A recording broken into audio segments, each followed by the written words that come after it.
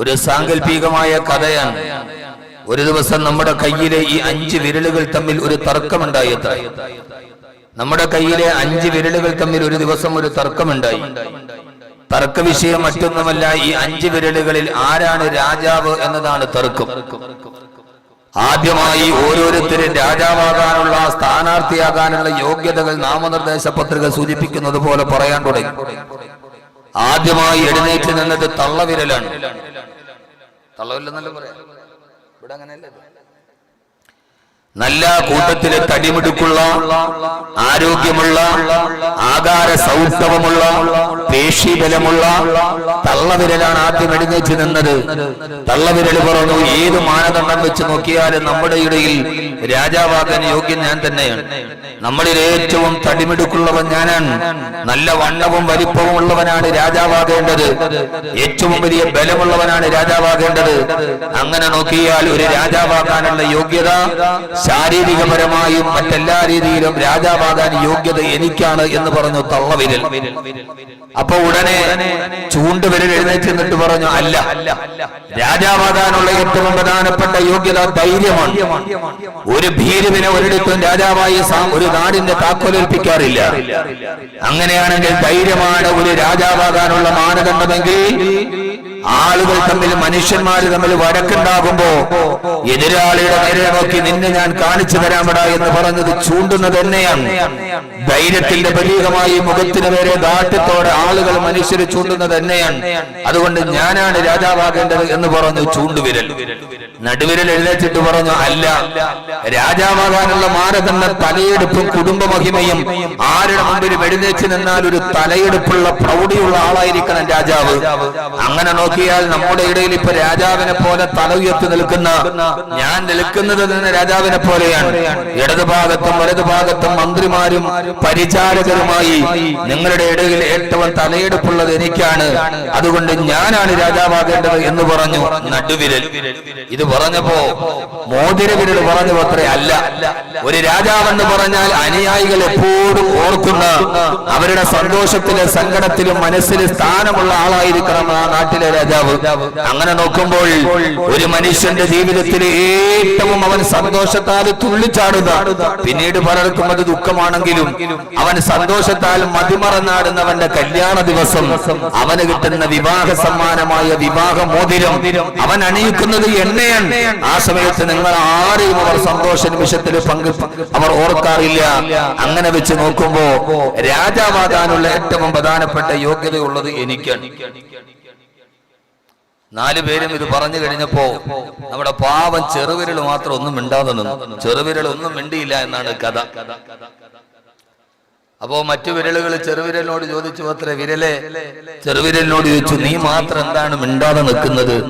നിനക്കൊന്നും ഒരു അവകാശവാദവും നിനക്ക് പറയാനില്ല. ഞങ്ങളൊക്കെ ഞങ്ങളുടെ യോഗ്യതകൾ പറഞ്ഞു. ആ സമയത്ത് ചെറുവിരൽ പറഞ്ഞ ഒരു മറുപടിയുണ്ട്. ചെറുവിരൽ പറഞ്ഞു, തള്ളവിരൽ പറഞ്ഞതുപോലെ എനിക്ക് വലിപ്പമൊന്നുമില്ല, ഏറ്റവും ചെറുത് ഞാനാണ്.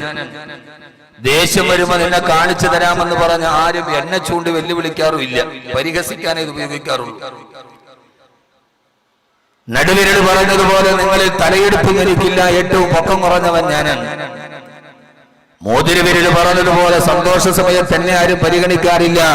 4 വിരലുകളിലും കയറാൻ പറ്റിയില്ലെങ്കിൽ മറ്റൊരാൾക്ക് കൊടുക്കേണ്ടത് എന്നോർത്ത് എന്റെ ശരീരത്തിൽ അവർ അണിയിക്കാറേയുള്ളൂ. നിങ്ങൾ പറഞ്ഞതുപോലെ ഒരു മാനദണ്ഡങ്ങളും എനിക്കില്ല. പക്ഷേ എനിക്കൊരു ചെറിയ കാര്യം നിങ്ങളോട് പറയാനുണ്ട്. അതൊരു യോഗ്യതയാണോ എന്നെനിക്കറിയില്ല. ഒരു മനുഷ്യൻ അവന്റെ ഏകനായ ദൈവത്തോട് പ്രാർത്ഥിക്കാൻ വേണ്ടി 2 വിരലും ചേർത്ത് വെക്കുമ്പോ, 2 കൈകൾ ചേർത്ത് വെക്കുമ്പോ പരസ്പരം ചേർന്നിരിക്കുന്ന വിരൽ ഞാൻ മാത്രമാണ്. ബാക്കി നിങ്ങൾ ആരും പരസ്പരം ചേരില്ല. ഏറ്റവും ചേർന്നിരിക്കുന്ന, ദൈവത്തിലേക്ക് ഏറ്റവും അടുത്ത, അള്ളാഹുവിലേക്ക് ഏറ്റവും അടുത്ത വിരൽ അത് ഞാനാണ്. ഇതൊരു യോഗ്യതയായി നിങ്ങൾ പരിഗണിക്കുമോ എന്നെനിക്കറിയില്ല എന്ന് ചെറുവിരൽ പറയുകയും, ഈ ചെറുവിരൽ പറഞ്ഞത് കേട്ട് മറ്റു വിരലുകളെല്ലാം ലജ്ജിച്ച് തലതാഴ്ത്തുകയും അവസാനം ചെറുവിരലിനെ രാജാവായി വാഴിക്കുകയും ചെയ്തു എന്നതാണ് കഥ. ഇപ്പൊ ബുഖാരിയിലോ തിർമിദിയിലോ കൊണ്ടോന്ന് ചോദിക്കരുത്, ഒരു കഥയാണ്. ഫോർ എക്സാമ്പിൾ, യഥാർത്ഥത്തിൽ നാം ഒരു പ്രഭാഷണ വേദിയിൽ ഇരിക്കുമ്പോൾ ഈ 4 വിരലുകൾ പറഞ്ഞത് നമ്മുടെ മനസ്സിന്റെ ചില വിചാരങ്ങളെയാണ്. പലപ്പോഴും നമ്മളൊക്കെ സമൂഹത്തിന്റെ മുമ്പിൽ അഭിമാനം പറയാറുണ്ട്. നമ്മുടെ ഇടയിൽ ഏറ്റവും ധൈര്യമുള്ളവന്, തടിമെടുക്കുള്ളവന്, ആകാര വലിപ്പമുള്ളവന് ഞാനാ എന്ന് പറഞ്ഞ് നമ്മൾ തല ഉയർത്തി നിൽക്കാറുണ്ട്. ആളുകളുടെ ഇടയിൽ ഞാനാണ് ധൈര്യമുള്ളവനെന്ന് പറഞ്ഞ് ഏതൊരു പ്രശ്നമുണ്ടായാലും മുൻനിരയിൽ നിൽക്കുന്നത് ഞാനാണെന്ന് പറഞ്ഞ് നമ്മൾ നെഞ്ചുയർത്തി പിടിച്ചു നിൽക്കാറുണ്ട്. ഈ നാട്ടിലെ ഏറ്റവും വലിയ തറവാടിത്തമുള്ളവന്, തലയെടുപ്പുള്ളവന്, കുടുംബ മഹിമയുള്ളവനും ഞാനാണ് എന്നതിന്റെ പേരിൽ മനസ്സിൽ നമ്മൾ പലപ്പോഴും അഹങ്കാരം പേര് നടക്കാറുണ്ട്. ആളുകളെല്ലാവരും എപ്പോഴും ഓർക്കുന്ന, ഏത് പ്രയാസത്തിലും പ്രതിസന്ധികളും അനുയായികളും പുറകിൽ നിന്ന് സിന്ദാബാദ് വിളിക്കുന്ന ഈ നാട്ടിലെ ഏറ്റവും വലിയൊരു നേതാവാണ് ഞാൻ, എന്റെ അനുയായികൾ തന്നെ ഒരിക്കലും മറക്കാറില്ല എന്നതിന്റെ പേരിൽ നമ്മളൊക്കെ മേനി നടക്കാറുണ്ട്. എന്നാൽ എന്റെ പ്രിയപ്പെട്ട സഹോദരങ്ങളെ, ഈ തടിമെടുക്കും, ഈ ആകാര വലിപ്പവും ആകാര സൗട്ടവും തറവാടിത്തവും കുടുംബ മഹിമയും ആളുകളുടെ ഇടയിലുള്ള പ്രശസ്തിയും പ്രതാപവും ഒക്കെ വളരെ നൈമിഷികമാണ്. ഏത് സമയത്തും തകർന്നു വീടാറുള്ള ഒരു മാനദണ്ഡമാണെന്നിരിക്കെ ഇന്നേ വരെ ഞാൻ നിങ്ങളുമടക്കമുള്ള ആളുകളുടെ മനസ്സിൽ ഇതിനേക്കാലൊക്കെ അപ്പുറം ഞാൻ എന്റെ ഏകനായ അല്ലാഹുമായിട്ട് ഏറ്റവും അടുത്തവനാണ്. എന്റെ റബ്ബിന്റെ അടുക്കൽ ഏറ്റവും അടുപ്പമുള്ള, ഞാൻ പറഞ്ഞാൽ എന്റെ റബ്ബ് എനിക്ക് ചോദിച്ചതൊക്കെ തരുന്ന, എന്റെ കണ്ണ് നിറഞ്ഞാൽ എന്റെ കണ്ണുനീർ എന്റെ റബ്ബ് തുടച്ചു മാറ്റി തരുന്ന എന്റെ അല്ലാഹുവിലേക്ക് ഞാൻ ഏറ്റവും അടുത്തവനാണ് എന്ന ഒരു മാനദണ്ഡത്തിന്റെ പേരിൽ ഇതേവരെ മനസ്സിലൊരു സ്വകാര്യ അഹങ്കാരത്തെ കാത്തു സൂക്ഷിക്കാൻ നമ്മൾക്ക് ആർക്കെങ്കിലും കഴിഞ്ഞിട്ടുണ്ടോ എന്ന് മാത്രമല്ല, നമ്മുടെ ഈ ആധുനിക സമൂഹത്തിന്റെ ഇടയിലെ വ്യവസ്ഥാപിതമായ ചില മാനദണ്ഡങ്ങളുടെ ഇടയിൽ ഏകനായ അല്ലാഹുമായിട്ട് അവൻ ഏറ്റവും അടുത്ത ആളാ. അവൻ പടച്ചറപ്പിനോട് ഏറ്റവും കൂടുതൽ അടുത്ത അടിമയാണെന്നതിന്റെ പേരിൽ അല്ലാഹുവിന്റെ അടുക്കൽ ഏറ്റവും സാമീപ്യമുള്ള ഏറ്റവും വലിയ അലങ്കാരമെന്ന് ഖുർആൻ തന്നെ പറഞ്ഞ, ഇന്ന അക്രമക്കും ഇൻദല്ലാഹി അത്ഖാകും, ഏകനായ അല്ലാഹുവിന്റെ അടുക്കൽ ഏറ്റവും സ്ഥാനമുള്ളത് നിങ്ങളിൽ ഏറ്റവും അല്ലാഹുവിലേക്ക് അടുപ്പമുള്ളവരാണെന്ന് അല്ലാഹുവിന്റെ വിശുദ്ധമായ ഖുർആൻ പറഞ്ഞ ഒരു വ്യക്തിയുടെ അവന്റെ തഖ്വയുടെ പരമോന്നതമായ മാനദണ്ഡത്തിലേക്ക് എത്താൻ ഇതേവരെ നമ്മുടെ ജീവിതത്തിന് കഴിഞ്ഞെന്നിരിക്കെ അതാണ് യഥാർത്ഥത്തിൽ ഏറ്റവും നല്ല ഒരു വിശ്വാസിയുടെ ജീവിതത്തിന്റെ സദ്ഗുണമെന്നിരിക്കെ എന്റെ പ്രിയപ്പെട്ട സഹോദരങ്ങളെ, ഏകനായ അല്ലാഹുവിലേക്ക് അടുക്കുക, അടുത്തടുത്തടുത്ത് പടച്ചറപ്പിന്റെ മഹാവിനയത്തിലേക്ക് പ്രാപിച്ചു പോകുന്ന, അല്ലാഹുവിന് വേണ്ടി നോക്കുന്ന കണ്ണുകളായി, അല്ലാഹുവിന്റെ പൊരുത്തത്തിന് വേണ്ടി കേൾക്കുന്ന കാതുകളായി, അല്ലാഹുവിനെ കുറിച്ച് സദാസമയം ചിന്തിക്കുന്ന ഹൃദയമായി, ആ ജീവിതത്തിന്റെ സദാസമയം എന്റെ ചിന്ത എന്റെ റബ്ബിനെ കുറിച്ച് അല്ലാഹു അല്ലാത്തൊരു ചിന്ത മനസ്സിലോട്ട് വരാത്ത കാലത്തോളം മഹാനായ ഖാദിയാൽ റളിയല്ലാഹു തആല പറഞ്ഞതുപോലെ, വലൗ ഖാതറത് ഫീ ഖൽബി സിവാക ഇറാദതൻ അലാ ഖാതിരി സഹവൻ ഹക്കംതു ബിരിദ്ദതി. അല്ലാഹുവേ, നീ അല്ലാത്തൊരു ചിന്ത എന്റെ ജീവിതത്തിന്റെ ഇടയിലെങ്ങാനും എന്റെ മനസ്സിലോട്ട് കടന്നു വന്നാൽ ആ സമയത്ത് ഞാൻ ഇസ്ലാമിൽ നിന്ന് പുറത്തുപോയ മുർത്തത്തായിട്ട എന്നെ പിന്നെ ഞാൻ പരിഗണിക്കുന്നതെന്ന് പറഞ്ഞ അപാരമായ പടച്ചറപ്പിലേക്ക് അടുപ്പത്തിന്റെ മാനദണ്ഡങ്ങൾ നഗരിയിൽ നിന്ന് അടുപ്പത്തിലേക്ക് കൊണ്ടുപോയ ഒരു സ്വാഭാവികമായ ഈമാനിന്റെ പൂർണ്ണതയിലേക്ക് എത്താ, അതാണ് ഒരു വിശ്വാസയുടെ ഏറ്റവും വലിയ സമ്പത്തെന്നിരിക്കെ അല്ലാഹുവിന്റെ വിശുദ്ധമായ ഖുർആനോട് പറഞ്ഞ, അല്ലാഹുവിലേക്ക് നീ അടുത്തു കഴിഞ്ഞാൽ പിന്നെ കണ്ണുനീര് തുടച്ചു വരുന്നത് പടച്ചറമ്പാ.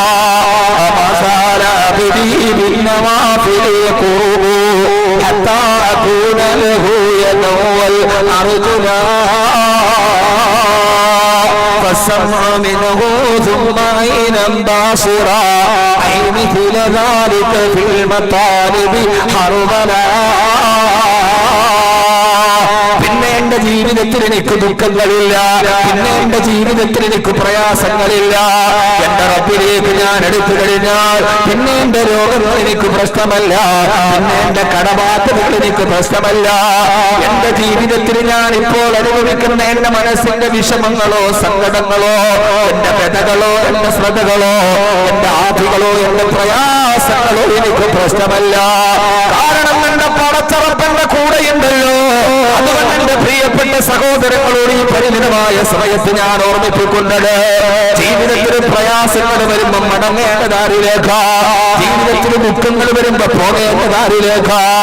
ഈ സമകാലീന ജീവിതം മുഴുവനും ദുഃഖസാന്ദ്രമായി മാറുമ്പോ അല്ലാഹു തന്നെ പറഞ്ഞതുപോലെ ലഖദ് ഖലഖനൽ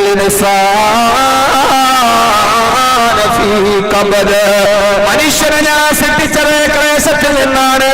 ദുഃഖമാണ് മനുഷ്യൻ എന്ന് പറയുമ്പോ ഏത് ദുഃഖം വന്നാലും ആ സമയത്തൊക്കെ നമുക്ക് മടങ്ങിച്ചല്ല, എല്ലാ പ്രയാസങ്ങളും അർപ്പിച്ചു കൊടുക്കാൻ അല്ലാഹുവിന്റെ വിശുദ്ധമായ ഖുർആൻ നമ്മോട് പറഞ്ഞ പടച്ച റബ്ബിലേക്ക് അടുക്കാനുള്ള രണ്ട് വഴികളാണ് നാം ഇന്ന് ചർച്ച ചെയ്യുക. അല്ലാഹുവിനെ മനസ്സിലാക്കാൻ തൗഫീഖ് നൽകി അനുഗ്രഹിക്കുമാറാകട്ടെ. അല്ലാഹുവുമായിട്ട് അടുപ്പ സ്ഥാപിക്കാൻ ആഗ്രഹിക്കുന്നവരോട്, അല്ലാഹുവിലേക്ക് അടുക്കാൻ ആഗ്രഹിക്കുന്നവരോട്, എന്റെ പ്രിയപ്പെട്ട സഹോദര സഹോദരി, ഏകനായ റബ്ബിലേക്ക് അടുക്കണോ. അതിന് വിശുദ്ധമായ ഖുർആൻ പറഞ്ഞ രണ്ട് ഉപായങ്ങളാണ് നാം ഇന്ന് ചർച്ച ചെയ്യുക. അല്ലാഹു നമുക്കത് ജീവിതത്തിൽ പകർത്താൻ അല്ലാഹു തൗഫീഖ് നൽകി അനുഗ്രഹിക്കുമാറാകട്ടെ. അല്ലാഹു തൗഫീഖ് നൽകട്ടെ. ആമീൻ പറ മനുഷ്യന്മാരെ. നിങ്ങൾ എന്തിട്ട് മനുഷ്യൻ മാലക്കും ലാ തന്ദിക്കൂൻ, നിങ്ങൾ എന്ത് മനുഷ്യന്മാരെ? ആമീൻ പറയാനല്ലെങ്കിൽ പിന്നെ എന്തിനാ വാത് പറയാ? നിങ്ങൾ ചെവി കൊണ്ടാണോ കേൾക്കണത്? ആണോ? നിങ്ങൾ ചെവി കൊണ്ടാണോ കേൾക്കണത്? അതെയോ? പ്രയോജനമില്ല. കേൾവിയെ കുറിച്ച് പറഞ്ഞപ്പോൾ ഖുർആൻ രണ്ടാമതാണ് ചെവിയെ കുറിച്ച് പറഞ്ഞത്. ഇന്ന ഫീ ദാലിക ലദിക്റ ലിമൻ കാന ലഹു ഖൽബുൻ ഔ അൽകസമ്മ വഹുവ ഷഹീദ്. വാത് വീട്ടിലിരുന്ന് കേട്ടാ പോരെ, പള്ളിക്കലെ മുരിയാര പ്രസംഗം വീട്ടിലിരുന്ന് കേട്ടാ പോരെ, കേൾക്കാം. കേൾവി പ്രയോജനം ചെയ്യുമെന്ന് ഖുർആൻ പറഞ്ഞിട്ടില്ല. ആദ്യം വേണ്ടത് ഒരു സദസ്സിൽ ഇന്ന ഫീ ദാലിക ലദിക്റ, ഈ പറയുന്ന കാര്യങ്ങളിൽ ഗുണപാഠമുണ്ട്. രസിക്കാനല്ല, കളിക്കാനല്ല, ചിരിക്കാനല്ല. നമ്മുടെ ഡോക്ടർ പറഞ്ഞതുപോലെ ഈ പറയുന്ന കാര്യങ്ങൾ മനസ്സിലൊന്ന് കയറണമെങ്കിൽ ആദ്യം ഹൃദയം തരണം, രണ്ടാമത് ചെവി ഒന്നാം. അതുകൊണ്ടാണ് മുമ്പിലത്തെ സഫിലോട്ട് കയറിയിരിക്കുന്നു പറയുന്നത്. നമ്മളെപ്പോഴും പുറകിലെ ഹൗലിന്റെ ചോട്ടിലിരിക്കും. വെള്ളിയാഴ്ച പള്ളിക്കല് ഖത്തീബ് ഒരു കാര്യം പറഞ്ഞാല് നമ്മൾ ഹൗലിന്റെ ചോട് നോക്കി നടക്കും. എന്തുകൊണ്ട്? ഒന്നാമത്തെ സഫിലിരുന്ന് കേൾക്കുന്നവനും ഹൗലിന്റെ ചുവട്ടിൽ സയ്യിദ് ദുഖാനി കാജാബീഡി വലിച്ചുകൊണ്ട് കേൾക്കുന്നവനും തമ്മിൽ കേൾവിയിൽ വ്യത്യാസമുണ്ട്. രണ്ടുപേരും കേൾക്കുന്നതൊന്നാണെങ്കിലും ഇതിവർക്ക് ഹൃദയത്തിലേക്ക് വരില്ല. ഹൃദയത്തിലേക്ക് കയറണമെങ്കിൽ സഹാബി ആവണം. സഹാബി എന്ന് പറഞ്ഞാൽ സുഹബത്തുണ്ടായ ആളാണ് സഹാബി. സഹാബികൾ കേട്ടപ്പോ കുതിരയും പിടിച്ച് കടലിലോട്ട് ചാടിയത് കേൾവി പ്രയോജനം ചെയ്തത് കൊണ്ടാണ്. സഹാബി ആവണം. സഹാബി എന്ന് പറഞ്ഞാൽ സുഹബത്തുള്ള ആൾ, സഹവാസമുള്ള ആൾ. മലയാളത്തിൽ സഹ ആവാസമുള്ളവനാരോ അവനാണ് സഹവാസി എന്ന് പറഞ്ഞാൽ അടുത്തു വന്നിരുന്നവനാരോ അവനാണ് സഹാബി. അടുത്തു വന്നിരിക്കും. എന്നിട്ട് കൽബ് തുറന്ന് കേൾക്കണം. രണ്ടാമത് ചെവിയിൽ വരാവൂ, എന്നാലേ കേൾവി പ്രയോജനമുണ്ടാവൂ എന്ന് ഞാൻ ഓർമ്മിപ്പിക്കാൻ അല്ലാഹു സ്വീകരിക്കട്ടെ. ഇപ്പോഴാണെന്നൊന്നും രസമായി വന്നത്. അല്ലാഹു സുബ്ഹാനഹു വ തആല അല്ലാഹുവിലേക്ക് അടുക്കുക. ഇവൻ അല്ലാഹുവിലേക്ക് അടുപ്പുള്ളവനാന്നുള്ളൊരു മാനദണ്ഡത്തിൽ നമ്മൾ ആരെങ്കിലും ആദരിക്കാറുണ്ട്? ഇല്ല. നമ്മളിപ്പിടി 4 വിരലാണ് നമ്മുടെ ഭൗതിക ജീവിതത്തിൽ. ഒരാളുടെ ഷറഫിനും ഒരാളുടെ അളമത്തിനും ഒരാളുടെ ഫളിനും മാനദണ്ഡം ഇപ്പൊ സ്വാഭാവികഗതിയിൽ ഈ വിരലുകൾ പറഞ്ഞ 4 മാനദണ്ഡമാണ്. ചെറുവിരൽ പറഞ്ഞതുപോലെ അല്ലാഹുവിലേക്ക് അടുക്കുക. അല്ലാഹുവിലേക്ക് അടുത്താൽ അതൊരു വല്ലാത്ത അടുപ്പമാണ്. അല്ലാഹു നമുക്ക് അടുപ്പം നൽകി അനുഗ്രഹിക്കട്ടെ. നിങ്ങൾക്ക് അല്ലാഹുവിലേക്ക് അടുക്കണമെന്ന് ആഗ്രഹമുണ്ടോ? ഉണ്ടോ? ഉള്ളവരൊക്കെ ഒന്ന് കൈ പൊക്കും നോക്കട്ടെ. ആർക്ക് ആഗ്രഹമുള്ളവരോ 2 കൈയും പൊക്കും മനുഷ്യന്മാരെ. താഴ്ത്തിയിട്. ഇതൊന്നുമില്ല, ചുമ്മാ തുടങ്ങിയപ്പോ ഒന്ന് റീഫ്രഷ് ചെയ്യാൻ വേണ്ടി പൊക്കിയതിനെ ഇടയ്ക്ക് പൊക്കിക്കും. ഇതൊന്നൊന്നും ഒരു അലസതയൊക്കെ ഒന്ന് മാറി ഒരു ഉഷാറിയത്ത് വരാനുള്ള ഒരു പ്രാക്ടിക്കലാണ്. അത്രയും അപ്പുറത്തോട്ടൊന്നുമില്ല. അല്ലാഹു സ്വീകരിക്കട്ടെ. അല്ലാഹു സ്വീകരിക്കട്ടെ. ഞാൻ ആദ്യം തന്നെ ഒന്ന് കൈ പൊക്കിക്കണോ? കൊയ്യോട് ഉസ്താദ് ഉള്ളതുകൊണ്ടാണ്. ഉസ്താദാനും പൊക്കിയാലോ? ഉസ്താദ് പോയി കഴിഞ്ഞാൽ പിന്നെ ഇവിടുത്തെ വലിയ മഹാനവറുകൾ ഇപ്പൊ ഞാന് ഇപ്പൊ ഉസ്താദന്മാരിയ്ക്കുമ്പോ ഒരു അതവ്. ഇപ്പൊ ഞാൻ മഹാനവറുകൾ എന്നെ കുറിച്ച് പറഞ്ഞല്ല കേട്ടോ, അങ്ങനെ ചിന്തിക്കരുത്. ഇപ്പൊ തൽക്കാലം ഉസ്താദന്മാരിയ്ക്കുമ്പോ കൈവൊക്ക് അങ്ങോട്ട് മാറെന്നൊക്കെ പറയുമ്പോ നമുക്കൊരു വലിയ അതവ് കേടാണ്. അവര് പോയി കഴിഞ്ഞാൽ പിന്നെ നമ്മൾ ഉദ്ദേശിക്കുന്ന പോലെ സദസ്സിനെ കൊണ്ടുപോകാൻ കഴിയും. അള്ളാഹു നമ്മളെ സ്വീകരിക്കുമാറാകട്ടെ. ഏകനായ അള്ളാഹുവിലേക്ക് അടുക്കുവാൻ കഴിഞ്ഞാൽ അത് നമ്മുടെ ജീവിതത്തിലെ ഏറ്റവും വലിയ പ്രയാസത്തിന്റെ പരിഹാരമാണ്. നമ്മുടെ കണ്ണുകൾ പിന്നെ നിറയില്ല, നമ്മുടെ ഹൃദയം പിന്നെ പതറില്ല, നമ്മുടെ കാലുകൾ പിന്നെ വിറക്കില്ല, നമ്മുടെ ജീവിതം പിന്നെ നമുക്ക് മടുക്കില്ല, നമ്മുടെ ജീവിതം മുന്നോട്ട് പോകാതെ പാതിവടിയിൽ അവസാനിക്കില്ല. എല്ലാ പ്രതീക്ഷകളും പടച്ച റബ്ബിലേക്ക് അർപ്പിച്ചു കഴിയുമ്പോ, ഏകനായ അള്ളാഹുവിലേക്ക് അടുത്തു കഴിയുമ്പോ അത് നമ്മുടെ ജീവിതത്തിലെ ഏറ്റവും വലിയ പുതിയ ഊർജ്ജമാണ്. ജീവിതം അവസാനിപ്പിക്കണമെന്ന് തീരുമാനിച്ചവർക്ക്, മാറാരോഗങ്ങൾ ജീവിതത്തിലെ പ്രതിസന്ധികളായവർക്ക്, കടബാധ്യതകൾ എങ്ങനെ വീട്ടുമെന്നറിയാതെ വലഞ്ഞു നടക്കുന്നവരോട്, ഭാര്യയും മക്കളുമൊക്കെ മാനസികമായ പ്രയാസം നൽകുന്നവരോട്, ഭർത്താവും കുടുംബവുമായി വേവലാതയോടെ കഴിയുന്ന എന്റെ പ്രിയപ്പെട്ട സഹോദരിമാരോട് വാരി വലിച്ചു പറയാനല്ല അള്ളാഹുവിന്റെ ഖുർആൻ പറഞ്ഞ ഏറ്റവും പ്രധാനപ്പെട്ട ഒരു മറുമരുന്ന്. അത് അള്ളാഹുവിലേക്കുള്ള അടുപ്പമാണ്. ആരോടാണ് പറഞ്ഞു കൊടുക്കുക? ആദരവായ പ്രവാചകൻ നബി മുഹമ്മദ് മുസ്തഫ, ആദരവായ പ്രവാചകൻ നബി മുഹമ്മദ് മുസ്തഫ, ഉറക്കെ ഹബീബായ നബി മുഹമ്മദ് മുസ്തഫ, പ്രതിസന്ധികളുടെ ആഴക്കടലുകളിൽ നിന്ന് ജീവിതത്തെ ആഗ്രഹങ്ങളുടെ തീർത്ഥാടന കേന്ദ്രങ്ങളിലേക്ക് കൈപിടിച്ചു നടത്തിയ മദീന മുനവ്വറയുടെ പച്ചക്കുപ്പയുടെ താഴെ അന്ത്യവിശ്രമം കൊള്ളുന്ന നിരാശ ബാധിച്ച മനസ്സുകൾക്ക് ആശയുടെ പ്രത്യാശയുടെ കിരണങ്ങളായി സ്വന്തം ജീവിതത്തെ പരിചയപ്പെടുത്തി കൊടുത്ത ആദരവായ പ്രവാചകൻ നബി മുഹമ്മദ് മുസ്തഫ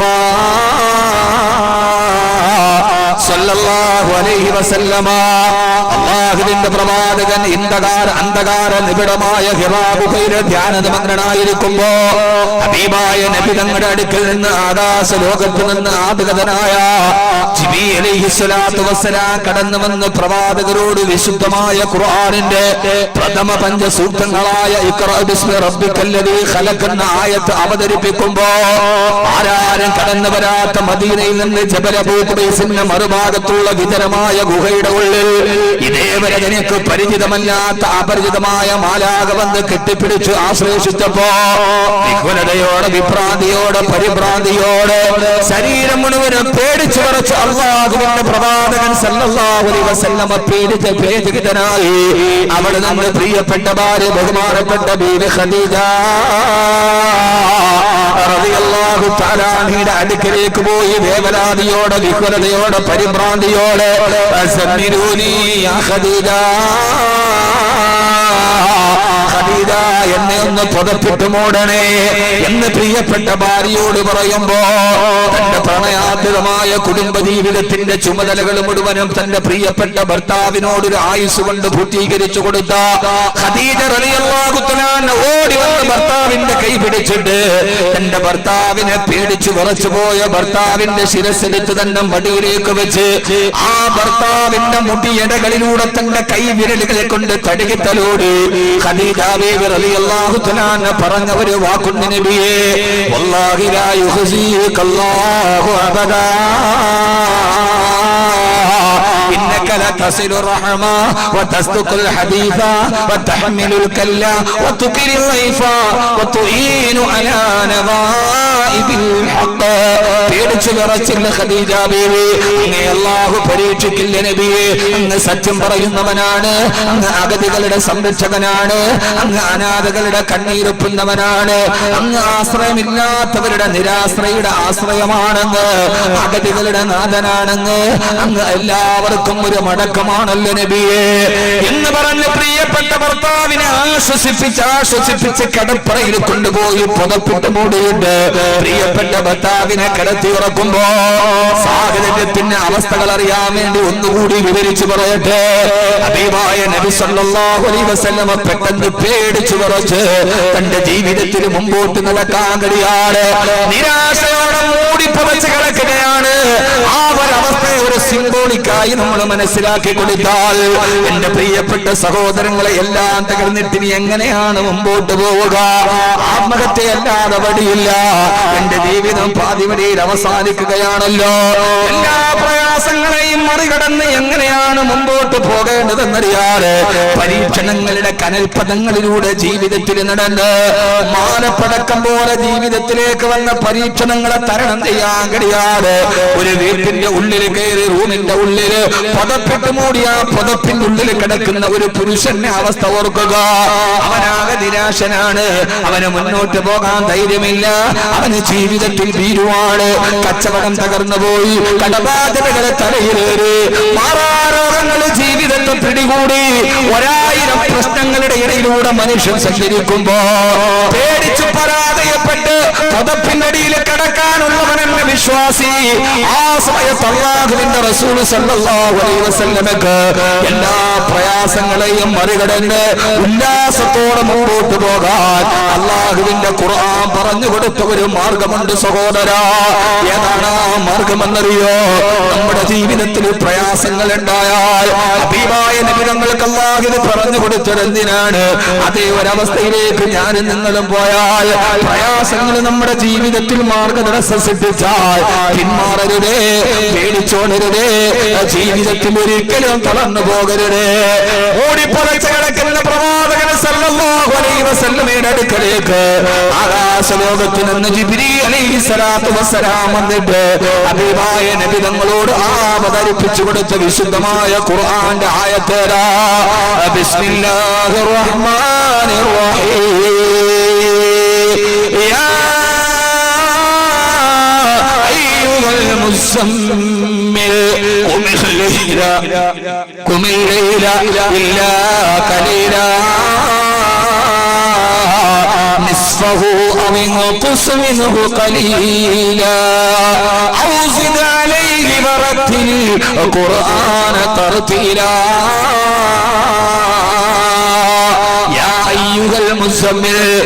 പുതപ്പ് മൂടിക്കിടക്കുന്ന നബിയെ, നിരാശയുടെ വക്കിലേക്ക് ഭയചകിതനായി വീടിന്റെ ഉള്ളിൽ പുതപ്പ് മൂടിക്കിടക്കുന്ന നബിയെ, എഴുന്നേൽക്ക് നബിയെ, ഓ നബിയെ, ജീവിതത്തിന് ധൈര്യം നേരിടാൻ എല്ലാ പ്രതിസന്ധികളെയും മറികടക്കാൻ അല്ലാഹുവിലേക്ക് അടുക്കാൻ നബിയെ എഴുന്നേൽക്കുക.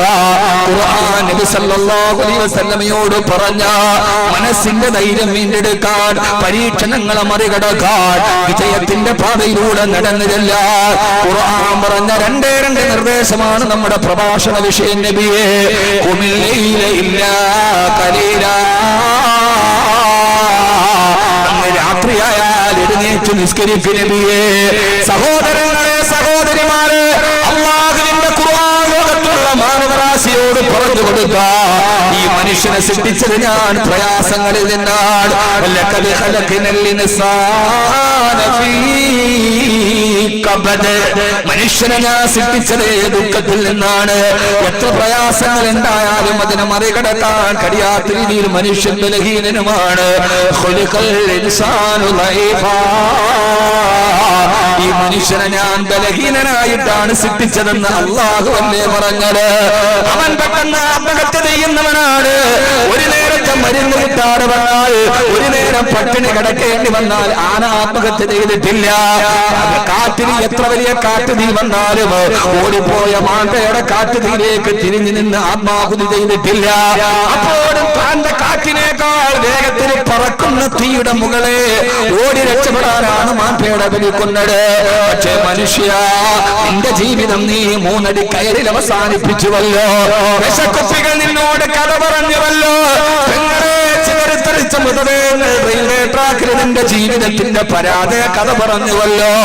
അല്ലാഹു പറയുകയാണ്, എന്നും ഞാനും നിങ്ങളും, അത് ബാക്കവിയാകട്ടെ, ഹാഫിളാവട്ടെ, പ്രഭാഷകനാകട്ടെ, പ്രസംഗത്തിലെ പവർ ഉണ്ടാവൂ. ജീവിതത്തിന്റെ പ്രതിസന്ധികളിൽ ആരും തളർന്നു പോകാം.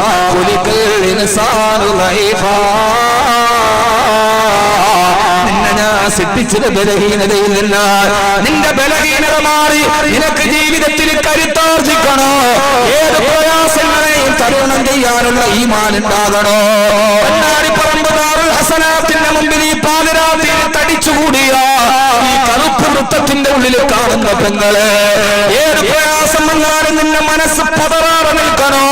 ഏത് പ്രതിസന്ധിയെയും നിനക്ക് തരണം ചെയ്യണോ?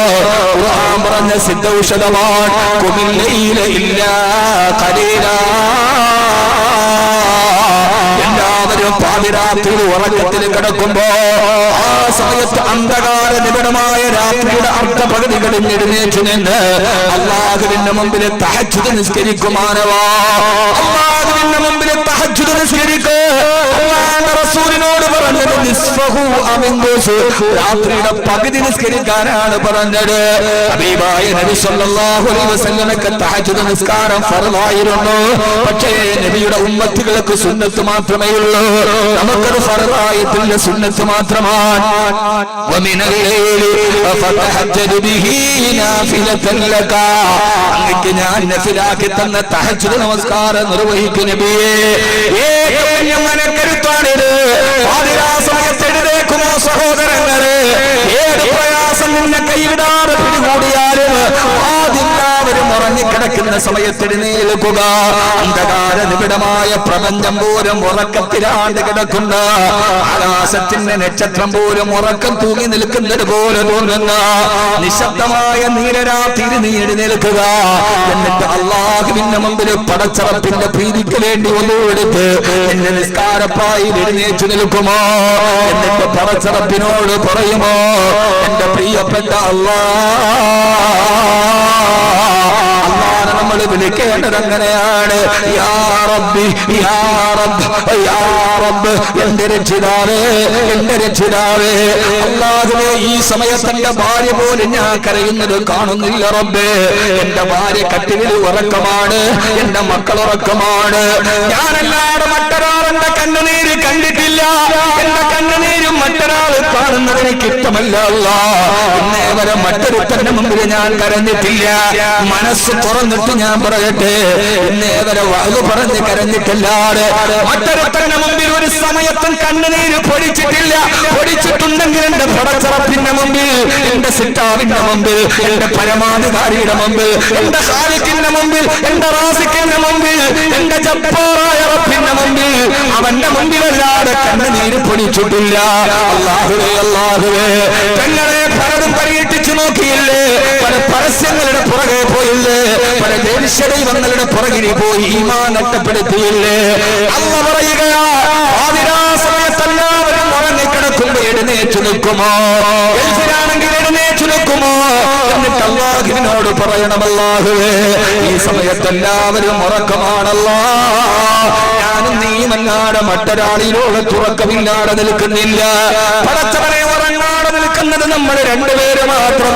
ഒന്ന് എനിക്കിപ്പോ ഉറക്കമില്ല റബ്ബേ, എന്നെ നീയും ഉറങ്ങിയിട്ടില്ല അല്ലാഹ്. ലാ തഖുദുഹു സിനത്തുൻ വലാ നൗം, നിനക്ക് ഉറക്കമില്ലല്ലോ അല്ലാഹ്. പടച്ചവനെ, നിന്നോട് ഞാൻ സുജൂദിൽ കിടന്ന് ചോദിക്കുകയാണ്. അല്ലാഹുവിനോട് ചോദിക്കുന്നതിന് ആദാബും മര്യാദകളുമുണ്ട്. അല്ലാഹുവേ അല്ലാഹുവേ, ഓരോ പ്രയാസങ്ങൾ എണ്ണി എണ്ണി പറയണമല്ലോ. പ്രയാസങ്ങൾ പറയുന്നതിന് മുമ്പ് അല്ലാഹുവിനോട് പറയേണ്ടതേതെന്നറിയോ? പടച്ചവനെ, എന്നോട് ഏറ്റവും സ്നേഹമുള്ളത് നിനക്കാ. എന്റെ ഭാര്യയെക്കാളേറെ, എന്റെ ഉമ്മയെക്കാളേറെ, എന്റെ മക്കളെക്കാളേറെ എന്നോട് ഏറ്റവും സ്നേഹമുള്ളത് നിനക്ക് മാത്രമാണ് റബ്ബേ. പടച്ച റബ്ബിനോട് സങ്കടം പറയുന്നതിന് മുമ്പ് നേരിട്ട് പോയിട്ട് എനിക്ക് ക്യാൻസർ ആണ് റബ്ബേ മാറ്റണമെന്നല്ല, എനിക്ക് കടമാണ് റബ്ബേ മാറ്റണമെന്നല്ല. ദുആയുടെ ഒരു പ്രത്യേകതയുണ്ട്, അറബിയിൽ തന്നെ കണ്ടിട്ടില്ല. അൽഹംദുലില്ലാഹി റബ്ബിൽ ആലമീൻ, സർവ്വലോക രക്ഷിതാവേ, നിന്നെ ഞങ്ങൾ സ്തുതിക്കുകയാണ്. അൻത യുവാഫി നിഅമഹു വയുകാഫി മസീദാ. അല്ലാഹുമ്മ ലക്കൽ ഹംദു വലക ശുക്രു ഹത്താ തറലാ. അല്ലാഹുവിനെ ആദ്യം സ്തുതിക്കണം, അവനോട് പറയണം, അല്ലാഹുവേ, എന്നോട് ഏറ്റവും കൂടുതൽ സ്നേഹം നിനക്കാണ് റബ്ബേ. എന്റെ മക്കളെക്കാളേറെ ഞാൻ ചോദിച്ചപ്പോഴാണ് എന്റെ മക്കൾ എനിക്ക് തന്നത്. ഞാൻ ചോദിച്ചപ്പോഴാണ് എന്റെ ഭാര്യ എനിക്ക് ഭക്ഷണം തന്നത്. ഞാൻ ചോദിച്ചപ്പോഴാണ് കൂട്ടുകാരെനിക്ക് കടം തന്നത്. ഞാൻ ചോദിക്കാതെ തന്നെ ഒരു നേരം പോലും നിന്നോട് ചോദിക്കാതെ എനിക്ക് വേണ്ടതൊക്കെ തന്ന അല്ലാഹ്. എനിക്ക് നീ ഇതൊക്കെ തന്നത് ഞാൻ ചോദിച്ചിട്ടല്ലല്ലോ റബ്ബേ. ഇങ്ങനെ പറയണ സഹോദരിമാരെ, എനിക്ക് നീ ആവശ്യമുള്ളതൊക്കെ തന്നത് ഞാൻ ഞാൻ ചോദിച്ചിട്ടല്ലല്ലോ അല്ലാ. ഉമ്മാടെ ഗർഭാശയത്തിൽ ഞാൻ കിടക്കുമ്പോ 5 ലിറ്റർ വെള്ളം കൊള്ളാൻ വലിപ്പമുള്ള ഉമ്മാടെ ഗർഭാശയത്തിൽ എന്റെ ഉമ്മാന്റെ പൊക്കിൾ കൊടിയിലൂടെ ആ ഇരുണ്ട ലോകത്തിനിക്ക് ഭക്ഷണം തന്ന അല്ലാ. അവിടെ നിന്ന് ഈ ലോകത്തേക്ക് പ്രസവിപ്പിച്ചപ്പോ എനിക്ക് ഈ സുന്ദരമായ രൂപം തന്ന അല്ലാ. എനിക്ക് കുടിക്കാൻ ചോദിക്കാതെ തന്നെ വെള്ളം തന്ന അല്ലാ.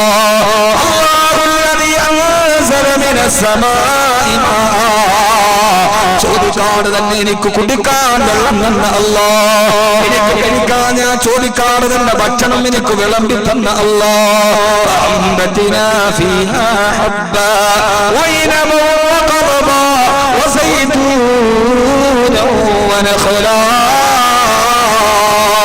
ഈ ധാന്യമണികളുടെ കതിരുകൾക്കിടയിൽ എനിക്ക് കഴിക്കാൻ ഭക്ഷണം ഒരുക്കി തന്ന അല്ലാ. എനിക്ക് വെള്ളവും ഭക്ഷണവും മാത്രമല്ല, അതിന്റെ കൂടെ കഴിക്കാൻ എനിക്ക് ചോദിക്കാതെ തന്നെ വിശിഷ്ട ഭോജ്യങ്ങളായ വിവിധ നിറങ്ങളും വൈവിധ്യ രുചികളുമുള്ള പഴം തന്ന അല്ലാ.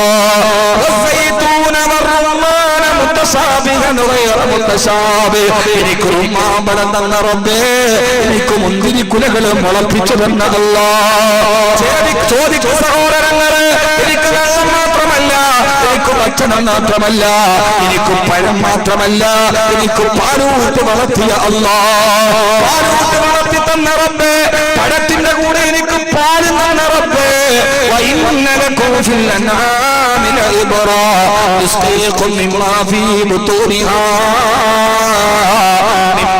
فرث ودم لبنا خالصا صائبا للشاربين. നാൽക്കാലികളുടെ ചാണകത്തിന്റെയും രക്തത്തിന്റെയും ഇടയിലൂടെ ചാണകത്തിന്റെ ദുർഗന്ധമില്ല, രക്തത്തിന്റെ രക്തത്തിന്റെ കളറുമില്ലാതെ അതിന്റെ ഇടയിലൂടെ തുടുതുടുത്ത പാലനിക്ക് നൽകിയ റബ്ബേ.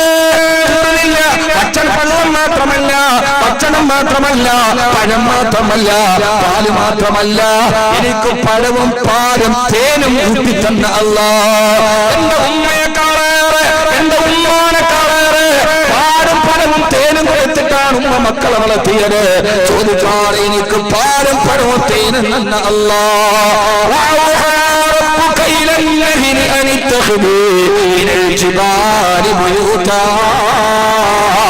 മരക്കൊമ്പുകളുടെ മുകളിൽ തേനീച്ചകൾ കൊണ്ട് എനിക്ക് കുടിക്കാൻ തേൻ തന്ന റബ്ബേ.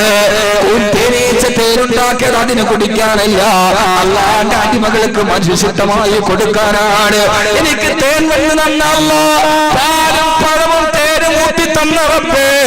ഈ പാലും പഴവും തേനും വെച്ച് കുടിച്ച് തിന്ന് നടക്കാൻ മാത്രമല്ല, അതൊക്കെ കഴിഞ്ഞ് ക്ഷീണം വരുമ്പോ സമാധാനത്തോടെ കിടന്നുറങ്ങാൻ എനിക്കൊരു വീട് തന്ന അല്ലാ. എനിക്ക് വീട് തന്നത് പഞ്ചായത്തല്ല, ഞാൻ വീടുണ്ടാക്കിയത് ഗൾഫിൽ പോയിട്ടല്ല, എന്റെ റബ്ബ് തന്നതാണ്. വല്ലാഹു ജഅല ലക്കും മിൻ ബുയൂതികും സകനാ. അല്ലാഹുവാണ് സമാധാനത്തോടെ കിടന്നുറങ്ങാൻ നിങ്ങൾക്കൊരു വീടിനെ തന്നത്. എനിക്കൊരു വീട് തന്ന അല്ലാ. ആ വീടിന്റെ ഉള്ളിൽ ഒറ്റയ്ക്ക് താമസിക്കുമ്പോ എന്റെ ജീവിതത്തിൽ കൂട്ടായി, എന്റെ സങ്കടങ്ങളിൽ എന്റെ കൂട്ടാളിയായി, കണ്ണ് നിറയുമ്പോൾ എന്നെ ആശ്വസിപ്പിക്കാനായി, എന്റെ കിടപ്പറ പങ്കിടാനായി എനിക്കൊരു ഭാര്യയെ തന്ന അല്ലാ. വല്ലാഹു ജഅല ലക്കും മിൻ അൻഫുസികും അസ്വാജാ ലിതസ്കുനൂ ഇലൈഹാ. സമാധാനത്തിന് നിങ്ങൾക്കൊരു ഭാര്യയെ തന്ന അല്ലാ. പാതിരാത്രി എണ്ണി പറയും സഹോദരങ്ങളെ, ഭാര്യ മാത്രമല്ല, സമാധാനത്തോടെ എന്റെ വീട്ടിലെ കിടപ്പറയിൽ എന്റെ ഭാര്യയുടെ കൂടെ കിടന്നപ്പോ 1 വർഷം കഴിഞ്ഞപ്പോ ഉപ്പാന്ന് വിളിക്കാൻ, ഉമ്മാക്ക് കൊഞ്ചല് കേൾക്കാൻ, താരോരം പാടാൻ എനിക്കും മക്കളെ തന്ന അല്ലാ.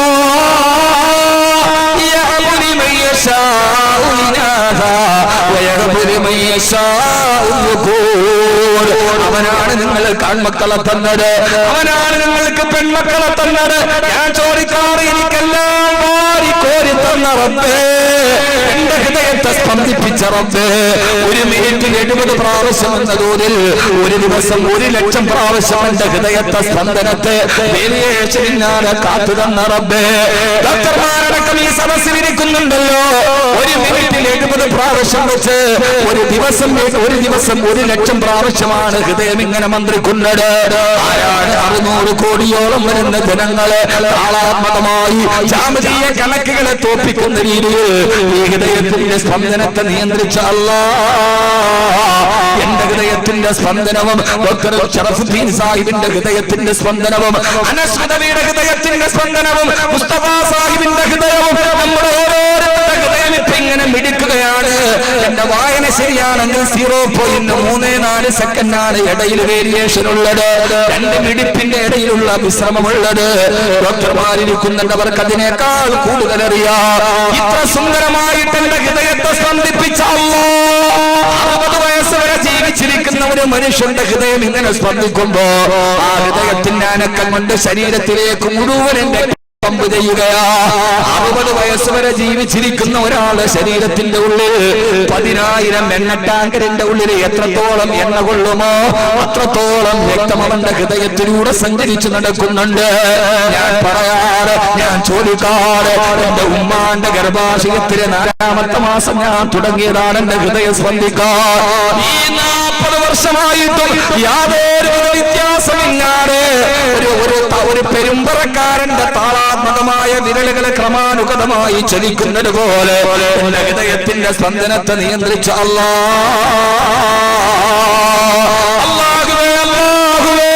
ഞാൻ വിവരിക്കുന്നില്ല കൂടുതൽ.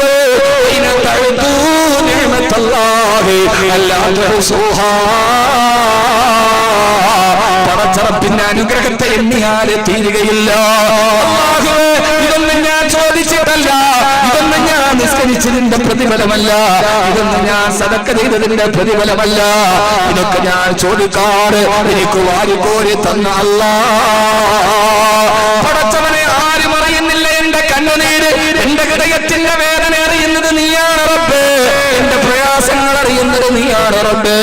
എന്നെ ഡോക്ടറെ കാണാൻ പോയി, ഡോക്ടറിനോട് പറഞ്ഞത് ഡോക്ടർക്കൊന്നും ചെയ്യാനില്ലെന്നാണ്. ഡോക്ടർമാരുടെ ഡോക്ടറായ റബ്ബേ, അയ്യൂബ് നബിയുടെ മാരക രോഗത്തിന് വെറും പച്ചവെള്ളത്തിന് ശിഫ കൊടുത്ത റബ്ബേ, നിന്നിൽ എനിക്ക് പ്രതീക്ഷയുണ്ടല്ലോ. ക്യാൻസർ വന്ന ഡോക്ടറെ തള്ളിയതാണോ, കിഡ്നി ഫെയിലറായിട്ട് ഡോക്ടർ ആശുപത്രിയിൽ നിന്ന് പറഞ്ഞു വിട്ടതാണോ? പക്ഷേ എത്ര ചോദിച്ചാലും ആശയറ്റ് പോകാത്ത, ആര് തള്ളിക്കളഞ്ഞാലും തള്ളിക്കളയാത്ത, ആര് കൈവിട്ടാലും ഞാൻ കൈവിടില്ലെന്ന് പറഞ്ഞ എന്റെ റബ്ബുണ്ടല്ലോ. ഈ പാലും പഴവും തേനും ഒക്കെ എനിക്ക് ചോദിക്കാതെ തന്നിട്ട് എന്റെ റബ്ബെന്നോട് പറഞ്ഞത്, ഞാൻ നിന്റെ തൊട്ടടുത്ത് തന്നെയുണ്ട്. വനഹ്നു അഖറബു ഇലൈഹി മിൻ ഹബ്ലിൽ വരീദ്. ചിന്തിക്ക് സഹോദരങ്ങളെ, അല്ലാഹുവിനെ കുറിച്ച് ചിന്തിക്ക്, നമ്മുടെ റബ്ബിനെ കുറിച്ച്. ഇതെല്ലാം തന്നിട്ട് റബ്ബ് ആകാശത്തേക്ക് കയറിപ്പോയിട്ടില്ല. അല്ലാഹ് പറഞ്ഞു, ഇതെല്ലാം തന്നിട്ട് നിന്റെ തൊട്ടടുത്ത് ഞാൻ ഇരിക്കുന്നുണ്ട്. യുക്തിവാദികൾ കളിയാക്കുന്നത് പോലെ നിങ്ങളുടെ റബ്ബ് ആകാശത്തിലേക്ക് കയറിപ്പോയോ? ഇല്ല, അവന് സ്ഥലകാലമില്ലാത്തവനാണ്, അവനാദിയാണ്, അവൻ അനാദിയാണ്. അവന് കണ്ണില്ല, മൂക്കില്ല, കയ്യില്ല, ഭാഷയില്ല, സംസാരമില്ല. അല്ലാഹു പറഞ്ഞു, ഞാൻ നിന്റെ തൊട്ടടുത്തുണ്ട്. ഇതെല്ലാം ഫിറ്റ് ചെയ്തത് ഞാനാണ്. ഏതെങ്കിലും ഒന്നിന് കുറവ് വന്നാൽ നിന്റെ ഭക്ഷണത്തിന്, നിനക്ക് കിട്ടുന്ന പാലിന്, നിനക്ക് കിട്ടുന്ന പഴത്തിന്, നിന്റെ ആരോഗ്യത്തിന്, നിന്റെ പ്രയാസത്തിന് എന്തിനെങ്കിലും ഒരു കുറവ് വന്നാൽ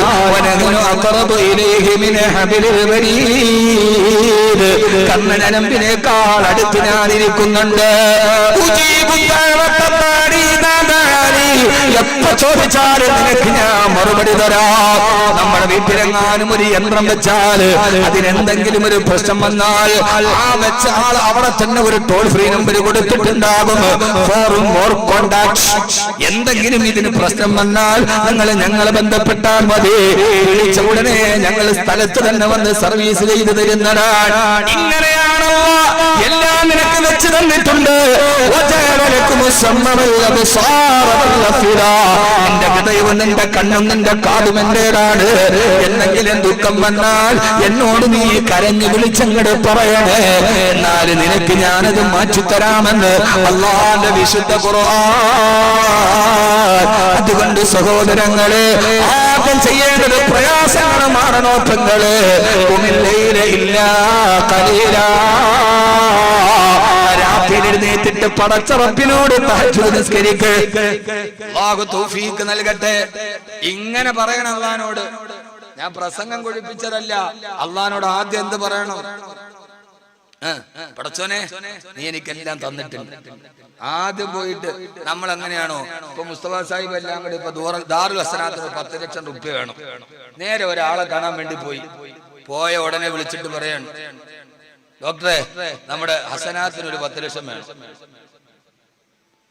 ഇതിപ്പോ എന്താ, ഞാനിപ്പോ ATM കാർഡ. അങ്ങനെയല്ല. അസ്സലാമു അലൈക്കും. വലൈക്കും അസ്സലാം. ഇരുന്നു. പിന്നെ ദാറുൽ ഹസനാത്ത് ഒരു 10-20 വർഷമായിട്ട് ഈ നാട്ടിൽ പ്രവർത്തിക്കാൻ 10-80ഓളം ഹുദവികൾ ഫാരിഗായി പോയി. നാളെ ഇപ്പൊ 47 അല്ലേ? നാളെ എത്ര പേർക്ക് സനത് കൊടുക്കും? 21. പിന്നെ 18 ഹാഫിള് സനത് കൊടുക്കുന്നുണ്ട്. അൽഹംദുലില്ലാഹ്. നിങ്ങൾ ചോദിക്കാതെ തന്നെ 1 ലക്ഷമൊക്കെ തന്ന ആളാ. മുമ്പ് നിങ്ങൾ നമ്മളെ സഹായിച്ചിട്ടുണ്ട്. ഒരു പ്രതിസന്ധി വരുമ്പോൾ നിങ്ങളെ പോലെ ഉള്ളവരെ അല്ലാതെ പിന്നെ ആരെ ഞങ്ങൾ പ്രതീക്ഷിക്കുക? ഞങ്ങൾക്ക് ആകെ ഒരു പ്രതീക്ഷ നിങ്ങളൊക്കെ തന്നെയാണ്. നിങ്ങളെപ്പോലെ സമ്പത്ത് അള്ളാഹുവിന്റെ പൊരുത്തത്തിന് വേണ്ടി ചെലവഴിക്കുന്നവരാണ് ഞങ്ങളുടെ പ്രതീക്ഷ. അപ്പോൾ നമ്മൾ പുതിയ ബിൽഡിംഗ് വെക്കുന്നുണ്ട്. 10 ലക്ഷം രൂപയുടെ ആവശ്യമുണ്ട്. അൽഹംദുലില്ലാഹ് നിങ്ങൾ സഹായിച്ചാൽ അൽഹംദുലില്ലാഹ് ഞങ്ങൾ വലിയ സന്തോഷവാന്മാരാകും. ഈ 2 ചോദ്യം തമ്മിൽ വ്യത്യാസം ഉണ്ടോ ഇല്ലയോ? ഞാൻ ഗൂഗിളിൽ നോക്കണം. ഇത് 2 തമ്മിൽ മൽ ഫർഖു ബൈന ഹാദ സുആലി വൽ ജവാബ്. എന്ത് മനുഷ്യന്മാരാണ്. ഇപ്പൊ ഗൂഗിളിലൊന്നും നോക്കണ്ട. മൽ ഫർഖു ബൈന ഹാദ സുആലി അവ്വലി വ സുആലി സാനിയ. ഇത് 2 തമ്മിലൊരു വ്യത്യാസം ഉണ്ടാവില്ലയോ? ഉണ്ടോ? ഉണ്ട്. അപ്പൊ ആദ്യം ചോദിച്ച ചോദ്യമാണോ കിട്ടാൻ എളുപ്പം, അതല്ല രണ്ടാമത്തെ ചോദ്യമാണോ കിട്ടാൻ എളുപ്പം? വളരെ സരളമായിട്ട് ചോദിക്കാൻ. നമുക്ക് പലപ്പോഴും അള്ളാഹുവിന്റെ കയ്യിൽ നിന്ന് കിട്ടാത്തത് നമ്മൾ എപ്പോഴും അൽഹംദുലില്ലാഹ് റബ്ബിൽ ആലമീൻ പിന്നെ നമ്മള് കരച്ചിൽ തുടങ്ങും. പടച്ചോനെ ഞാൻ പറയുമ്പോ എടുക്കാൻ അച്ഛനേരെ അല്പരായിരുന്നു. അത് കഴിഞ്ഞിട്ട് അതിനൊക്കെ ഒരു ടൈമുണ്ട്.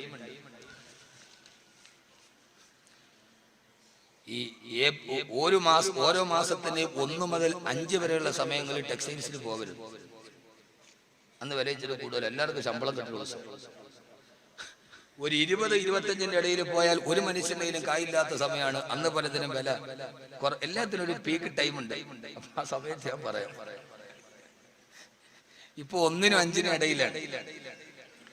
അള്ളാഹു നമ്മളെ സ്വീകരിക്കട്ടെ. നിങ്ങൾ അവസാനം വരെ ഇരിക്കൂലേ? ഒരു ഉസാറിയത്തില്ല. എന്തായത്? അള്ളാഹു തൗഫീഖ് നൽകി അനുഗ്രഹിക്കട്ടെ. ആരും എഴുന്നേറ്റ് പോകരുത്, അവിടെ തന്നെ ഇരിക്കുക. അവസാനം നമുക്ക് ദുആ ചെയ്ത് 2 കാര്യം വാരി വലിച്ചങ്ങനെ പറഞ്ഞിട്ട് കാര്യമില്ല. ഇത് കഴിഞ്ഞിറങ്ങുമ്പോൾ എന്ത് കിട്ടി? സൂറത്തുൽ മുസമ്മിലിലെ 4 ആയത്ത് അത് പഠിക്കീൻ, അതിന്റെ ആശയം പഠിക്കീൻ, അത് ജീവിതത്തിൽ പകർത്തീൻ. ആഖിറത്തിൽ അള്ളാഹു പറഞ്ഞ് എനിക്കും എന്തെങ്കിലും തരും, കേട്ട് നിങ്ങൾക്ക് എന്തെങ്കിലും. അതാണ് നമ്മുടെ ലക്ഷ്യം. പിന്നെ വേറെ ഒരാളെന്നെങ്കിലും ഇപ്പൊ എന്നോട് മുസ്തഫ സാഹിബ് ഞാനൊരു പദ്ധതിയെ കുറിച്ച് പറഞ്ഞു. ഉസ്താദെ, ആളുകൾ നിങ്ങളെ കുറിച്ച് പറയണം. അങ്ങനെയല്ലല്ലോ, ആളുകൾക്ക് ഇപ്പൊ എന്താ പറയാൻ പറ്റാത്തത്? നമുക്കത് വിഷയമല്ല. ആളുകൾ എന്തും പറയട്ടെ. വിലക്കത് അമുറു അലല്ലേ ഈ യസുബ്ബുനി ഫമളൈതു സമ്മത ഖുൽതു ലാ യഅനീനി. അതാണ് ഏറ്റവും നല്ലത്. ഒരു അറബി പഴഞ്ചൊല്ലുണ്ട്, ഞാൻ വഴിക്കട പോയപ്പോ 2 സൈഡിൽ നിന്നിട്ട് അവരെന്നെ തെറി വിളിക്കാൻ തുടങ്ങി. അപ്പൊ ഞാൻ എന്ത് പറഞ്ഞെന്നറിയോ? ഞാൻ അവരുടെ ഇടയിലൂടെ നടന്നു പോയിട്ട് എല്ലാവരോടും പറഞ്ഞു, ആ വിളിക്കണം എന്നെയല്ല, വേറെ ആരോ വിളിക്കും. ഞാനത് കേട്ടില്ല. വിജയിക്കണമെങ്കിൽ ചില സമയത്ത് അന്ധനും ബധിരനുമാകും. ചില സമയത്ത് ഏറ്റവും നല്ല ബുദ്ധിമാൻ, ചില സമയത്ത് അവൻ അന്ധനും ആകണം, ബധിരനുമാകും. കാട്ടിലൊരു മത്സരം നടന്നു. മരത്തിന്റെ മുകളിൽ രാജകിരീടം, സ്വർണ്ണ കിരീടം വെച്ചിട്ട് അത് കേറിയെടുക്കുന്ന ജീവിക്ക് ആ കിരീടം കൊടുക്കുന്നു വാഗ്ദാനം ചെയ്തു സിംഹരാജൻ. അടുത്ത ഫോർ എക്സാമ്പിൾ. അപ്പൊ എല്ലാവരും അണ്ണാനും പുലിയും ഒക്കെ മരത്തിൽ അഭ്യാസം നടത്തുന്ന അണ്ണാനും ചീറ്റപ്പുലിയൊക്കെ കയറാൻ നോക്കിയിട്ട് പരാജയപ്പെട്ടു. മറ്റുള്ള ജീവികൾ അടുത്ത് ഒന്ന് കൂക്കി വിളിച്ചു. ആർക്കും മരത്തിന്റെ മുകളിൽ കയറി ഇതെടുക്കാൻ പറ്റിയില്ല. കുറെ കഴിഞ്ഞപ്പോ ഒരു തവള മരത്തുമ്മ പാഞ്ഞു കയറി. അപ്പുറത്ത് നിന്നിട്ട് മറ്റു ജീവികളൊക്കെ കൂക്കി വിളിച്ചു. പുള്ളിപ്പുലിയും അണ്ണാനും ഉടുമ്പിനും എന്നും മരത്തുമ്മ കയറി അടക്കണവന് പറ്റാത്താണ് ഇപ്പൊ ഈ ചൊറിയൻ തവള കയറി എടുക്കാൻ പോണം. ഈ തവള എന്ത് മണ്ടൻ, കൂക്കി വിളിച്ചു. തവള ഇതൊന്നും കേട്ടില്ല. തവള മരത്തിൽ കയറി മുകളിൽ കയറി കിരീടം എടുത്ത് താഴെ ഇറങ്ങി. ആളുകൾ അത്ഭുതത്തോടെ നിന്നു. ജന്തുക്കൾ ഈ തവളയ്ക്ക് ഈ സ്വർണ്ണക്കിരീടം കൊടുക്കാൻ വേണ്ടി പോയപ്പോ രാജാവായ സിംഹം ചോദിച്ച തവളയോട്, തവളെ, ഇത്രയും ആളുകൾ മറുഭാഗത്തുനിന്ന് കൂക്കി വിളിച്ച് പരിഹസിച്ചിട്ടും നീ അതൊന്നും വകവെക്കാതെ എങ്ങനെ ഇതിന്റെ മുകളിൽ കയറി എന്ന് ചോദിച്ചപ്പോ ആ തവള രാജാവിന്റെ മുമ്പിൽ ഇങ്ങനെ നിസ്സഹായതയോടെ നോക്കി നിന്നു. അപ്പൊ ഈ തവളയുടെ അമ്മ അപ്പുറത്തുനിന്ന് വിളിച്ചു പറഞ്ഞു, രാജാവേ, ആ തവളയോട് ഒന്നും ചോദിക്കണ്ട, അവന് ചെവി കേട്ടുകൂടാ. ആ തവളയ്ക്ക് ചെവി കേട്ടുകൂടാ, അതുകൊണ്ട് അവനോടൊന്നും ചോദിക്കണ്ട. ആ തവളയ്ക്ക് ചെവി കേട്ടുകൂടാത്തത് കൊണ്ടാണ് ചുറ്റുഭാഗത്തുള്ള പരിഹാസം തവള കേൾക്കാതിരുന്നത്. കേട്ടിരുന്നെങ്കിൽ മനസ്സ് പാതിവടിയിൽ തളർന്നുപോയാന്. അതുകൊണ്ട് ചെവി പൊട്ടനായതുകൊണ്ട് തവള മുകളിൽ കയറി. അപ്പൊ ചില സമയത്ത് നമ്മൾ ചെവിക്ക് പൊട്ടാന്ന് വിചാരിച്ചാൽ നമ്മൾ പെട്ടെന്ന് മുകളിൽ വെക്കും. അള്ളാഹു നമ്മളെ അങ്ങനെ ആക്കി തരട്ടെ. നീ ഇതിനെ കുറിച്ച് വേറെ വാദം വേണ്ടല്ല, അത്രയും മതി. ഷുജായി പറഞ്ഞതുപോലെ ആക്കിലു തക്ഫീഹി അല്ല, ഷുജായി പറഞ്ഞതുപോലെ ബുദ്ധി കൂർമ്മതയുള്ളവർക്ക് അല്പം മാത്രം പോരെ, ബുദ്ധിയുള്ളവന് ചിന്തിക്കാൻ അല്പം മതി. എല്ലാത്തിനും ചെവി കൊടുത്താൽ ജീവിതത്തിൽ വിജയിക്കാൻ കഴിയും. മുകളിലോട്ട് കയറാനും പറ്റൂല. ഈ പാതിവടിയിൽ ഇരുന്നിട്ട് ഈ കുരയ്ക്കണവനൊക്കെ പറയണവനൊക്കെ മറുപടി കൊടുക്കാനേ സമയം ഉണ്ടാവുള്ളൂ. മറുപടി കൊടുത്തു കഴിയുമ്പോൾ നമ്മളെപ്പോഴും മരത്തിന്റെ പകുതിയിലെത്തും, മുകളിൽ എത്തൂല. അനക്കമറ്റ് നിദ്രയില്ല ഇപ്പതിനു മുമ്പതായി എനിക്കതീവ ദൂരമുണ്ട് വിശ്രമം നടക്കുവാൻ. 3 വെള്ളത്തുണിയിൽ പൊതിഞ്ഞ് എന്റെ മയ്യത്ത് വീട്ടിന് മുമ്പിൽ കൊണ്ടുപോയി വെക്കുന്നതിന് മുമ്പ് എനിക്ക് ചെയ്തു തീർക്കാൻ ഒത്തിരി ജോലികളുണ്ട്. ആ ജോലിയിലാണ് ഞാൻ വ്യാപൃതനാവുന്നത്. അള്ളാഹു നമ്മളെ സ്വീകരിക്കട്ടെ, അള്ളാഹു നമ്മളെ സ്വീകരിക്കട്ടെ. അള്ളാഹിനോട് പറയേണ്ടത് ഇങ്ങനെയാണ്, അള്ളാഹുവേ, ആദ്യം പോയിട്ട് പറയേണ്ടത് താറബ്ബേ എന്നല്ല, പടച്ചോനെ എനിക്ക് വയസ്സ് 45 എനിക്കല്ലാട്ടാ, വേറെ ഏതൊരു കാക്കാക്ക്. നിങ്ങൾ അത്ര ആയോന്നൊന്നും വിചാരിക്കണം. ഇങ്ങനെ നോക്ക്, എന്ത് പറയണം റബ്ബേ? രാത്രിയിൽ തഹജ്ജുദിന് എഴുന്നേക്കൂലേ? ഇൻഷാ അല്ലാഹ് പറ. നമ്മുടെ ഏറ്റവും വലിയ പ്രശ്നം എന്താണെന്നറിയോ? നമ്മുടെ ജീവിത രീതിയാണ്. പണ്ട് എല്ലാ കടകളും അടയ്ക്കുന്ന സമയത്താണ് ഇപ്പൊ പല ഹോട്ടലുകളും തുറക്കുന്നത്. ഞാൻ പറയുമ്പോ ഹോട്ടലുകാർ ആരെങ്കിലും ഉണ്ടോ വിഷമം തോന്നുന്നുണ്ടോ? ഹോട്ടൽ നടത്തുന്ന ആരെങ്കിലും സ്റ്റേജിലോ മുമ്പിലോ ഉണ്ടോ? ഇല്ലേ? ഉണ്ടെങ്കിൽ പേടിയായിട്ടില്ല, അവരെ മുഖത്ത് നോക്കി പറയാനാ. രാത്രിയിൽ നമ്മൾ ഭാര്യയും മക്കളുമായി ആ ഹോട്ടലിലെ ഭക്ഷണം ഗുരുതരമായി കേൾക്കണം. തിരിച്ചു വരുമ്പോൾ മണി 12 കഴിഞ്ഞിട്ടുണ്ടാവും. സുബഹിക്ക് എഴുന്നേക്കാൻ കഴിയില്ല. നേരത്തെ കിടന്നുറങ്ങിയാലേ നേരത്തെ എഴുന്നേക്കാൻ കഴിയും. നമ്മുടെ സുബഹികൾ നഷ്ടമാണ്, നമ്മുടെ തഹജ്ജുദുകൾ നഷ്ടമാവാൻ കാരണം നേരത്തെ എഴുന്നേൽക്കാത്തത് കൊണ്ടാണ്. വകാന റസൂലുള്ളാഹി സ്വല്ലല്ലാഹു അലൈഹി വസല്ലം യക്റഹുൽ കലാമ ബഅദൽ ഇശാ. ഇശാ നിസ്കാരം കഴിഞ്ഞ് വർത്തമാനം പറഞ്ഞിരിക്കുന്ന സഹാബത്തിനെ നബി സല്ലല്ലാഹു അലൈഹി വസല്ലം വീട്ടിലേക്ക് പറഞ്ഞു വിട്ടിരുന്നു. ഇരിക്കുന്ന പള്ളിമുറ്റത്ത് നിങ്ങളുടെ വീട്ടിൽ പോയി കിടന്നുറങ്ങി തഹജ്ജുദിന് എഴുന്നേൽക്കി. വകാന റസൂലുള്ളാഹി രാക്കഥ പറഞ്ഞിരിക്കുന്നതിന് റസൂലുള്ളാഹി സ്വല്ലല്ലാഹു അലൈഹി വസല്ലം ഇഷ്ടമായിരുന്നില്ല. പ്രത്യേകിച്ച് കേൾക്കണം, വാട്സപ്പും ഫേസ്ബുക്കും സജീവമായ കാലത്ത് ഉസ്താദേ തഹജ്ജുദിന് എഴുന്നേൽക്കാൻ കഴിയും പെങ്ങളെ, കഴിയും ചെറുപ്പക്കാരാ. നേരത്തെ ഉറങ്ങാൻ പഠിക്കുകയും അല്ലാഹു നമ്മളെ സ്വീകരിക്കുമാറാകട്ടെ. ആദരവായ പ്രവാചകൻ നബി മുഹമ്മദ് മുസ്തഫ, ആദരവായ പ്രവാചകൻ നബി മുഹമ്മദ് മുസ്തഫ സല്ലല്ലാഹു അലൈഹി വസല്ലം നമ്മളോട് പഠിപ്പിച്ചു തന്നതാണ്. നേരത്തെ പാതിരാ സമയത്ത് എഴുന്നേറ്റ് നിന്ന് അല്ലാഹുവിനോട് ആവലാദികളും വേവലാദികളും പറയുന്നതിന് മുമ്പേ, അല്ലാഹുവേ, എനിക്ക് വയസ്സ് 45 റബ്ബേ, ഈ 45 വർഷവും ഞാൻ ചോദിക്കാതെ നീ എനിക്ക് ആരോഗ്യം തന്നവനാണ്. അതിന് ഞാൻ നന്ദി രേഖപ്പെടുത്തിയിട്ടില്ല റബ്ബേ. 45 വർഷവും നിന്റെ ഭക്ഷണം കഴിച്ച് ജീവിച്ചവനാണ് നീ.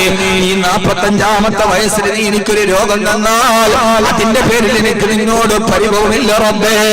എന്റെ മനസ്സിന് നിയന്ത്രണം വിടില്ല അല്ലാഹ്. ഇത് നിന്റെ പരീക്ഷണമാണെന്ന് കരുതി ഞാൻ സഹിച്ചോളാം റബ്ബേ. എന്റെ ഈ രോഗം ശുഭയാക്കണേ അല്ലാഹ്. ഇതേവരെ നീ തന്നെ അനുഗ്രഹങ്ങൾക്ക് ഞാൻ നന്ദിയുള്ളവനാണ്. ഇനി നീ തന്നെ പ്രതിസന്ധികളിൽ ഞാൻ ക്ഷമിക്കുകയാണെന്ന് ഏതൊരു അടിമ അല്ലാഹുവിനോട് ദുആ ചെയ്യുന്നുവോ, എന്നാൽ അവൻ ആ ജീവിതത്തിലെ എല്ലാ പ്രതിസന്ധികളെയും മറികടക്കാൻ കഴിയുമെന്ന് ആദരവായ പ്രവാചകൻ നബി മുഹമ്മദ് മുസ്തഫ സല്ലല്ലാഹു അലൈഹി വസല്ലമ. ഇവിടെ സഹോദരങ്ങളെ, അതുകൊണ്ടാണ് പ്രവാചകൻ സല്ലല്ലാഹു അലൈഹി വസല്ലമ തഹജ്ജുദ് നമസ്കാരം നിർവഹിക്കാത്ത രാത്രി ഉണ്ടായിരുന്നില്ല. എന്റെ പ്രിയപ്പെട്ട സഹോദരങ്ങളോട്, സഹോദരിമാരോട്, അല്ലാഹുവിന്റെ ഖുർആൻ പറയുന്ന ഈ പരീക്ഷണമായ ഈ പ്രധാനപ്പെട്ട അമല് നിർവഹിച്ച വീട്ടുകാരെങ്ങനെയാ? ഇന്ന് നമ്മുടെ ഭക്ഷണങ്ങൾക്ക് കുറവില്ല, ഇന്ന് നമ്മുടെ സൗകര്യങ്ങൾക്ക് കുറവില്ല, ഇന്ന് നമ്മുടെ ഉറക്കറകൾ ഏറ്റവും വലിയ പർണശാലകളാ. പക്ഷേ നിങ്ങൾക്കറിയുമോ, മഹാനായ ഇബ്നു അബ്ബാസ് റളിയല്ലാഹു തആല അൻഹു ഒരു ദിവസം മഹാനായ ഇബ്നു അബ്ബാസ് റളിയല്ലാഹു തആല അൻഹു പറയാ, ഞാൻ അല്ലാഹുവിന്റെ റസൂലിന്റെ വീട്ടിൽ ഇശാ നമസ്കാരം കഴിഞ്ഞു പോകുമ്പോ ഹബീബായ നബി സല്ലല്ലാഹു അലൈഹി വസല്ലമയും വാഹിലുഹു, ഹബീബായ നബി തങ്ങളുടെ ഭാര്യമാരെ കിടന്നുറങ്ങുന്നത് കണ്ടു. എങ്ങനെയാ കിടന്നുറങ്ങുന്നറിയോ? കാൽമുട്ടുകൾ വയറ്റിലേക്ക് ചേർത്ത് വെച്ച് കൊഞ്ചു ചുരുണ്ട് കിടക്കുന്നത് പോലെയാണ് അവര് കിടന്നുറങ്ങിയത്.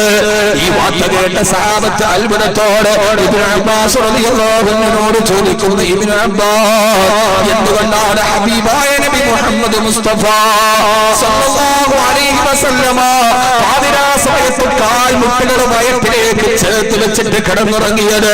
സഹോദരി, അല്ലാഹുവിന്റെ റസൂല് മാത്രമല്ല, ഹബീബായ നബി തങ്ങളുടെ ആയിഷ ബീവി അടക്കമുള്ള സൈനബ് റളിയല്ലാഹു തആല അടക്കമുള്ള ഭാര്യമാര് കിടന്നുറങ്ങിയത് എങ്ങനെയാണ്? ഇബ്നു അബ്ബാസ് റളിയല്ലാഹു അൻഹു പറഞ്ഞു, സഹാബ, അവരങ്ങനെ കിടന്നുറങ്ങാനുള്ള കാരണം വലാ തജിദു ലഹും അശാ, അവർക്ക് രാത്രിയിൽ കിടക്കുമ്പോ അത്താഴം കഴിക്കാനുള്ള ഭക്ഷണം ആ വീട്ടിലുണ്ടായിരുന്നില്ല. മാസങ്ങളോളം അത്താഴത്തിന് കഴിക്കാൻ ഒരു അരക്കാരക്കയുടെ പകുതി പോലുമില്ലാതെ വിശപ്പ് കാരണത്താൽ വിശപ്പ് സഹിക്കാൻ കഴിയാതെ കാൽമുട്ടകൾ വയറ്റിലേക്ക് ചേർത്ത് പിടിച്ചുകൊണ്ടാണ് ഹബീബായ നബി സല്ലല്ലാഹു അലൈഹി വസല്ലമയും ഭാര്യമാര് കിടന്നുറങ്ങിയത്. പാതിരാ സമയത്ത് അത്താഴം കഴിക്കാതെ ചുരണ്ട് കിടന്നിട്ടും അവര് തഹജ്ജുദിന്റെ സമയത്ത് എഴുന്നേറ്റിട്ട് പൊട്ടിക്കരഞ്ഞവരല്ലേ? അവര് ജീവിതത്തിൽ ആദർശത്തെ അവര് കളഞ്ഞില്ലല്ലോ. എന്റെ സഹോദരങ്ങളോട് സഹോദരിമാരോട്, ഇന്ന് നമുക്ക് ഏറ്റവും വലിയ സൗകര്യങ്ങളില്ലേ പെങ്ങള്? പെട്രോൾ ഡോളറിന്റെ ഉച്ചിട്ടം മുഴുവനും വിദേശ രാജ്യത്ത് നിന്ന് നമ്മുടെ വീട്ടിലേക്ക് വന്ന് കുമിഞ്ഞുകൂടിയപ്പോ കോൺക്രീറ്റ് സൗദത്തിൽ നിന്ന് രാജകീയ നൗകയിലേറി 5 നക്ഷത്ര ഹോട്ടലുകളുടെ പിന്നാമ്പുറങ്ങളിൽ സുഖം തേടിയലയുന്ന ഒരു സമൂഹത്തിന്റെ ആർഭാടങ്ങൾ വർദ്ധിച്ചപ്പോ നമുക്ക് നഷ്ടപ്പെട്ടത് പടച്ചറപ്പിനോടുള്ള അടുപ്പമല്ലേ? വളരെ അത്ഭുതകരമായ ചരിത്രം നിങ്ങൾക്ക് പറഞ്ഞു തരാ. മഹദിയായ ആയിഷ റളിയല്ലാഹു അൻഹ പറയാ, മഹദിയായ ആയിഷ റളിയല്ലാഹു അൻഹ പറയാ, ഈ തഹജ്ജുദ് നിസ്കരിച്ചിട്ട് രണ്ടാമതൊരു കാര്യം കൂടി ചെയ്യേണ്ടതുണ്ട്. അത് നമ്മുടെ പ്രസംഗത്തിന്റെ രണ്ടാം ഭാഗമായി നമുക്ക് ചർച്ച ചെയ്യാം. ഇത് ജീവിതത്തിൽ വിലപ്പെട്ട സതുപദേശമാണ്. കൈവിടരുടെ ഇന്ന് മുതൽ ഇത് ജീവിതത്തിൽ പ്രാവർത്തികമാക്കണേ. അല്ലാഹുവിലേക്ക് അടുക്കണേ, സങ്കടങ്ങളെ കരുതി വരുത്തണേ, പ്രയാസങ്ങൾ മാറ്റണേ, ഈമാൻ മനസ്സിൽ പുതുക്കണേ. ആയിഷ ബീവി റളിയല്ലാഹു തആല പറയാ, ഞാൻ പാതിരാ സമയത്ത് ഞാനും എന്റെ പ്രവാചകനെ കിടന്നുറങ്ങുമ്പോ അല്ലാഹുവിന്റെ റസൂലിന്റെ തൊട്ടടുത്ത് ഞാൻ കിടന്നുറങ്ങുകയാ. വിയർപ്പ് കണങ്ങൾക്ക് കസ്തൂരിയുടെ ഗന്ധമുള്ള മഹാപ്രതിബോധനായ എന്റെ റസൂലുള്ളാഹിയുടെ നെഞ്ചകത്തേക്ക് എന്റെ മുഖം ചേർത്ത് വെച്ച് ഞാൻ കിടന്നുറങ്ങിയപ്പോ അവിടുത്തെ വിയർപ്പ് തുള്ളികൾക്ക് പോലും കസ്തൂരിയുടെ ഗന്ധമാണല്ലോ. ഇത്രയേറെ ഭാഗ്യം ലഭിച്ച പെണ്ണ് വേറെയുണ്ടോ? ലലനാമണി ആയിഷ, മഹിതാമണി ആയിഷ റളിയല്ലാഹു തആല പറയാ, ഉറക്കത്തിലേക്ക് ഞാൻ വീണുപോയി. പാതിരാ സമയത്ത് ഞാൻ പെട്ടെന്ന് ഉറക്കത്തിൽ എഴുന്നേറ്റ് നോക്കുമ്പോ എന്റെ ഹബീബായ നബി തങ്ങളെ കാണുന്നില്ല. ഞാൻ അവിടെ മുഴുവനെ പരതി നോക്കി, ഞാൻ കൈകൾ കൊണ്ട് പരതി നോക്കി, എന്റെ ഹബീബായ നബി സല്ലല്ലാഹു അലൈഹി വസല്ലമയെ കാണുന്നില്ല. പരിഭ്രാന്തിയോടെ വീടിന് വെളിയിലിറങ്ങി ശക്തമായി കിടക്കുന്ന മദീനയുടെ മണൽത്തരികളിലൂടെ എന്റെ ഹബീബായ നബി തങ്ങൾ വീട്, എന്റെ കൂടെ കിടന്നുറങ്ങിയ ഭർത്താവ് വീട്. ഞാൻ ആ മദീനയുടെ മരുപ്പറമ്പിന്റെ പരഭാഗങ്ങളിൽ നോക്കി, അവിടെയൊന്നും ഹബീബായ നബി തങ്ങളെ കാണുന്നില്ല. പിന്നീട് എന്റെ മനസ്സിലൊരു സംശയം വന്നുകൂടി. പെണ്ണല്ലേ, പെണ്ണിന്റേതായ ചില സ്വതസിദ്ധമായ ഉച്ചാരണങ്ങളുണ്ട്. ഞാൻ ഉറങ്ങിക്കഴിഞ്ഞപ്പോ തൊട്ടടുത്തുള്ള ഭാര്യമാരുടെ വീട്ടിൽ പോയിട്ടുണ്ടാകുമോ? പെണ്ണാണ് സാധനം. ഞാൻ ഉറങ്ങിക്കഴിഞ്ഞപ്പോ അടുത്തുള്ള ഭാര്യമാരുടെ വീട്ടിലേക്ക് നബി സല്ലല്ലാഹു അലൈഹി വസല്ലം പോയിട്ടുണ്ടാകുമോ? ആയിഷ ബീവിയുടെ ചിന്തയാണ്. നമ്മുടെ പെണ്ണുങ്ങളുടെ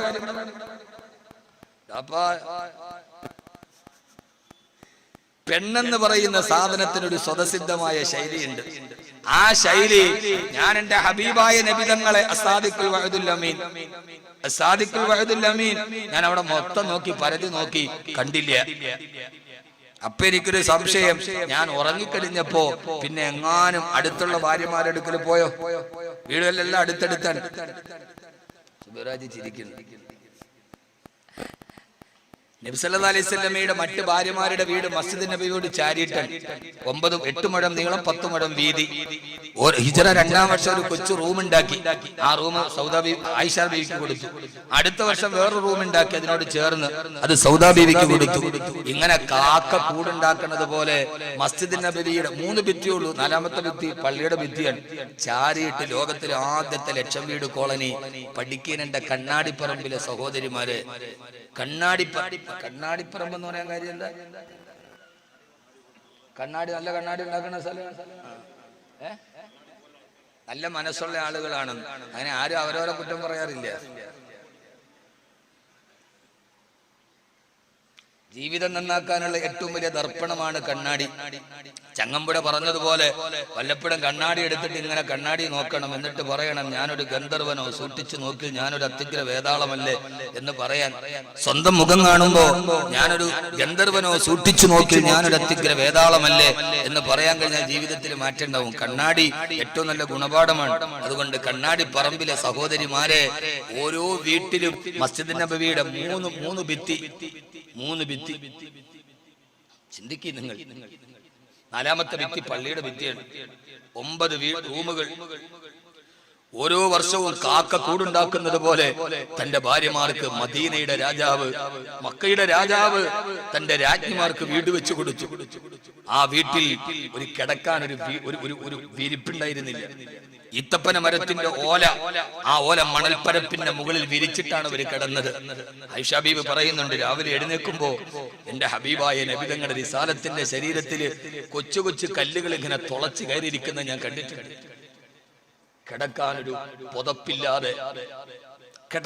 പുതപ്പില്ലാതെ എന്റെ ഭർത്താവിന്റെ മുതുകത്ത് കല്ല് തുളച്ചിരിക്കുന്നത് കാണുമ്പോ രാവിലെ എഴുന്നേറ്റാൽ ഉടനെ ജോലി, ആ കല്ല് പെറുക്കി കളഞ്ഞിട്ട് നിസ്കരിക്കാൻ പറഞ്ഞു വിടല്ലോ. എവിടെ എത്തി നമ്മുടെ വീടുകൾ? നമ്മുടെ വീടുകൾ പ്രണയത്തിന്റെ വീടായി. നമ്മുടെ വീട് ഒളിച്ചോട്ടത്തിന്റെ വീടായി. ഗൾഫിൽ കിടന്നിക്കുന്ന ഭർത്താവും ഇങ്ങനെയൊക്കെ നുള്ളിപ്പറക്കിയിട്ടാണ് അവൻ ഈ വീടുണ്ടാക്കിയത്. അവന്റെ കണ്ണുനീരിന്റെ, ഗൾഫുകാരന്റെ ഓരോ വീടുകളിലും അവന്റെ വിയർപ്പിന്റെയും കണ്ണീരിന്റെയും സുഗന്ധമുണ്ട്. ഗൾഫുകാരന്റെ വീട് വെച്ചാൽ സിമന്റ് കൊടുക്കാൻ വെള്ളം വേണ്ട, കാരണം അത് അയച്ച പൈസയിൽ അവന്റെ കണ്ണുനീരും അവന്റെ രക്തവുമുണ്ട്. ഭാര്യ വിളിച്ചു പറയും 5000 റുപ്യ വേണം ഈ മാസം. അവൻ എണ്ണിപ്പറക്കിയ പൈസയും കൊണ്ട് ലുലു എക്സ്ചേഞ്ചിൽ അയക്കാൻ പോകുമ്പോ ടാക്സിക്ക് കൈയടിച്ചാൽ പറയും 10 റിയാൽ, അവിടെ വരെ എത്തണ വരെ. ആ പാവം അത് കയ്യിൽ പിടിച്ചോണ്ട് പൊരി വെയിലത്ത് നടക്കും. 10 റിയാൽ ടാക്സിക്കാരന് കൊടുക്കണ പൈസ ഉണ്ടെങ്കിൽ, ആ 10 റിയാൽ ഉണ്ടെങ്കിൽ വീട്ടിൽ മോൾക്ക് ഫീസ് കൊടുക്കാൻ. അവൻ അവിടെ വന്ന് ആ 10 റിയാൽ പൊരി വെയിലത്ത് നടന്നു വന്നിട്ട് ആ 10 റിയാൽ കൂട്ടി 500 റിയാൽ മാറ്റി പൈസ അയച്ചിട്ട് ഭാര്യയോട് പറയും ബാങ്കിൽ പൈസ വന്നിട്ടുണ്ട് പോയി എടുത്തോളാൻ. ഭാര്യ 1000 റുപ്യക്ക് ഒരു കാറ് വാടക പിടിച്ച് പോയി വാങ്ങിക്കും. ഇതാണ് ഗൾഫുകാരൻ. ഞാൻ കുറ്റം പറയാൻ നിങ്ങൾ കരണ്ട, അറിയില്ല. ഞാൻ ഗൾഫുകാരോട് എപ്പോഴും പറയും, ഒരിക്കലെങ്കിലും നിങ്ങൾ ഉംറയ്ക്ക് കൊണ്ടുപോയില്ലെങ്കിലും അത് പിന്നെ മതി, നിങ്ങൾ ഒരു വിസിറ്റ് വിസ എടുത്തിട്ട് നിങ്ങൾ കിടക്കുന്ന സ്ഥലവും നിങ്ങൾ ജോലി ചെയ്യുന്ന സ്ഥലവും ഭാര്യമാരെയും മക്കളെ ഒന്ന് കാണിക്കും. ഇവരിവിടെ അത്തറിന്റെ മണം കാണുമ്പോ അവനങ്ങ് സുഖിക്കുക എന്നാ കരുതുക. ഹജ്ജിന് പോകുമ്പോ, ഉംറയ്ക്ക് പോകുമ്പോ, കഴിഞ്ഞ പ്രാവശ്യം ഫ്ലൈ ഹിന്ദിൽ ഞാൻ പോയിരുന്നു. ഞങ്ങൾ 380 പേർ ഇപ്രാവശ്യം പോകുന്നുണ്ട്. ഏപ്രിൽ 3-ാം തീയതി ഉംറയ്ക്ക്. ഇൻഷാ അല്ലാഹ് വരും. മക്കിയാട് ഉസ്താദ് റബ്ബുൽ സാറിനെ ബന്ധപ്പെട്ട അവിടെ ജീവിക്കുന്നവർ ഈത്തപ്പഴം കയ്യിൽ പിടിച്ചുകൊണ്ട് ലോഡ്ജിന്റെ സ്റ്റെപ്പുകൾ ഓടി ഇറങ്ങി നിങ്ങൾക്ക് ഈത്തപ്പഴം വേണമെന്ന് വിറ്റിട്ട് ജീവിക്കുന്നവർ. പൊരി വെയിലത്ത് ഹജ്ജിന് പോകുന്നവർക്ക് ബ്രോസ്റ്റ് കടയിൽ ഇരുന്ന് അവിടുത്തെ കഫ്തീരിയയിൽ ജോലി ചെയ്യുന്ന പാവപ്പെട്ടവനെ കണ്ടാൽ നിനക്ക് എങ്ങനെ തോന്നൂടി പെങ്ങളെ അവനെ ചതിച്ചിട്ട് മറ്റൊരുത്തന്റെ കൂടെ പോവാൻ? ഗൾഫുകാരന്റെ ഭാര്യ ആർക്കും വിശിഷ്ടമായൊരു ഭോജ്യവസ്തുവാണ്. അള്ളാഹു നമ്മളെ കാക്കട്ടെ. ലോകത്തിലെ ഏറ്റവും നന്ദി, ഒരു പ്രവാസിയുടെ ഭാര്യ ഒളിച്ചോടിയാൽ അവളാണ് ലോകത്തിലെ ഏറ്റവും വലിയ നന്ദി കെട്ടവൾ. അവളേക്കാൾ നന്ദി കെട്ട് കാണിച്ചിട്ടുണ്ട് പറയും. ഹബീബായ റസൂലുള്ളാഹി സ്വല്ലല്ലാഹി അലൈഹി വസല്ലം പറയുന്നത് കൊണ്ട് ആർക്കും പരിഭവം തോന്നരുത്. ഒരിക്കലും പരിഭവം ഉണ്ടോ? ഉണ്ടെങ്കിൽ എനിക്കൊരു ചുക്കില്ല. ആരോടാണ് പറയാ? പരമാർത്ഥങ്ങൾ മറച്ചു പിടിക്കാനുള്ളതല്ലല്ലോ പറയണ്ടേ. ഹബീബായ നബി സല്ലല്ലാഹു അലൈഹി വസല്ലം 9 വീടുകൾ 9 റൂമുകൾ ഉണ്ടാക്കി കൊടുത്തത് 9 വർഷം കൊണ്ടാണ്. ആ വീടുകൾ, ആ റൂമുകൾ, അവിടെ പത്തിരി ചുടാൻ ഒരു കല്ലുണ്ടായിരുന്നില്ല. വാടകയ്ക്ക് പോയിട്ടാണ് ഒരു കല്ല് വാങ്ങിച്ചിട്ട് ആയിഷ ബീവി ചുട്ടുകൊടുത്തത്. ആയിഷ ബീവിയുടെ അടുക്കളയുമായി 8 മുഴം വീതിയുള്ള റൂം, ആയിഷ ബീവിയുടെ ഉറക്കറയും അത്. ആ വീടിന്റെ വാതിലിന് ഒരു വട്ടക്കണ്ണി പോലും ഉണ്ടായിരുന്നില്ല. നമ്മുടെയൊക്കെ വീട്ടിൽ വാതിൽ തുറക്കാൻ ഒരു വട്ടക്കണ്ണി ഉണ്ടല്ലോ പിടിക്കാൻ. ഹബീബായ നബി സല്ലല്ലാഹു അലൈഹി വസല്ലമയുടെ വീടിന് ഒരു വട്ടക്കണ്ണി പോലും ഉണ്ടായിരുന്നില്ല. ഓല കൊണ്ടുണ്ടാക്കിയ വാതിലിന്റെ അടുത്ത് മാറ്റിവെക്കും, വെളിയിലിറങ്ങും, എന്നിട്ട് എടുത്ത് അടയ്ക്കും. നമ്മുടെ കടപ്പുറത്ത് കാണുന്ന കുടില് പോലെ ആ റൂമിനെയാണ്. പക്ഷേ ആ റൂമിനെ കുറിച്ച് ഖുർആനിൽ ഒരു സൂറത്തിന് പേര് വന്നു, സൂറത്തുൽ ഹുജറാത്ത്. എന്നാണ് ഹുജറാത്തിന്റെ അർത്ഥം? റൂമുകൾ. ഖുർആനിലെ ഒരു സൂറത്തിന്റെ പേര് തന്നെ സൂറത്തുൽ ഹുജറാത്ത് എന്ന് പറഞ്ഞാൽ അത് റൂമുകളാണ്. ഏത് റൂമുകൾ? 8 മുഴം നീളമുള്ള 10 മുഴം വീതിയുള്ള ഒരു കിടപ്പറയിൽ ഒരു വിരിപ്പ് പോലുമില്ലാതെ ഈത്തപ്പന മരത്തിന്റെ ഓലയുടെ മുകളിൽ കിടന്നുറങ്ങിയ 3 മാസത്തിൽ ഒരിക്കലാണ് ഞങ്ങൾ വയറ് നിറച്ച് ഭക്ഷണം കഴിച്ചിട്ടുണ്ട്.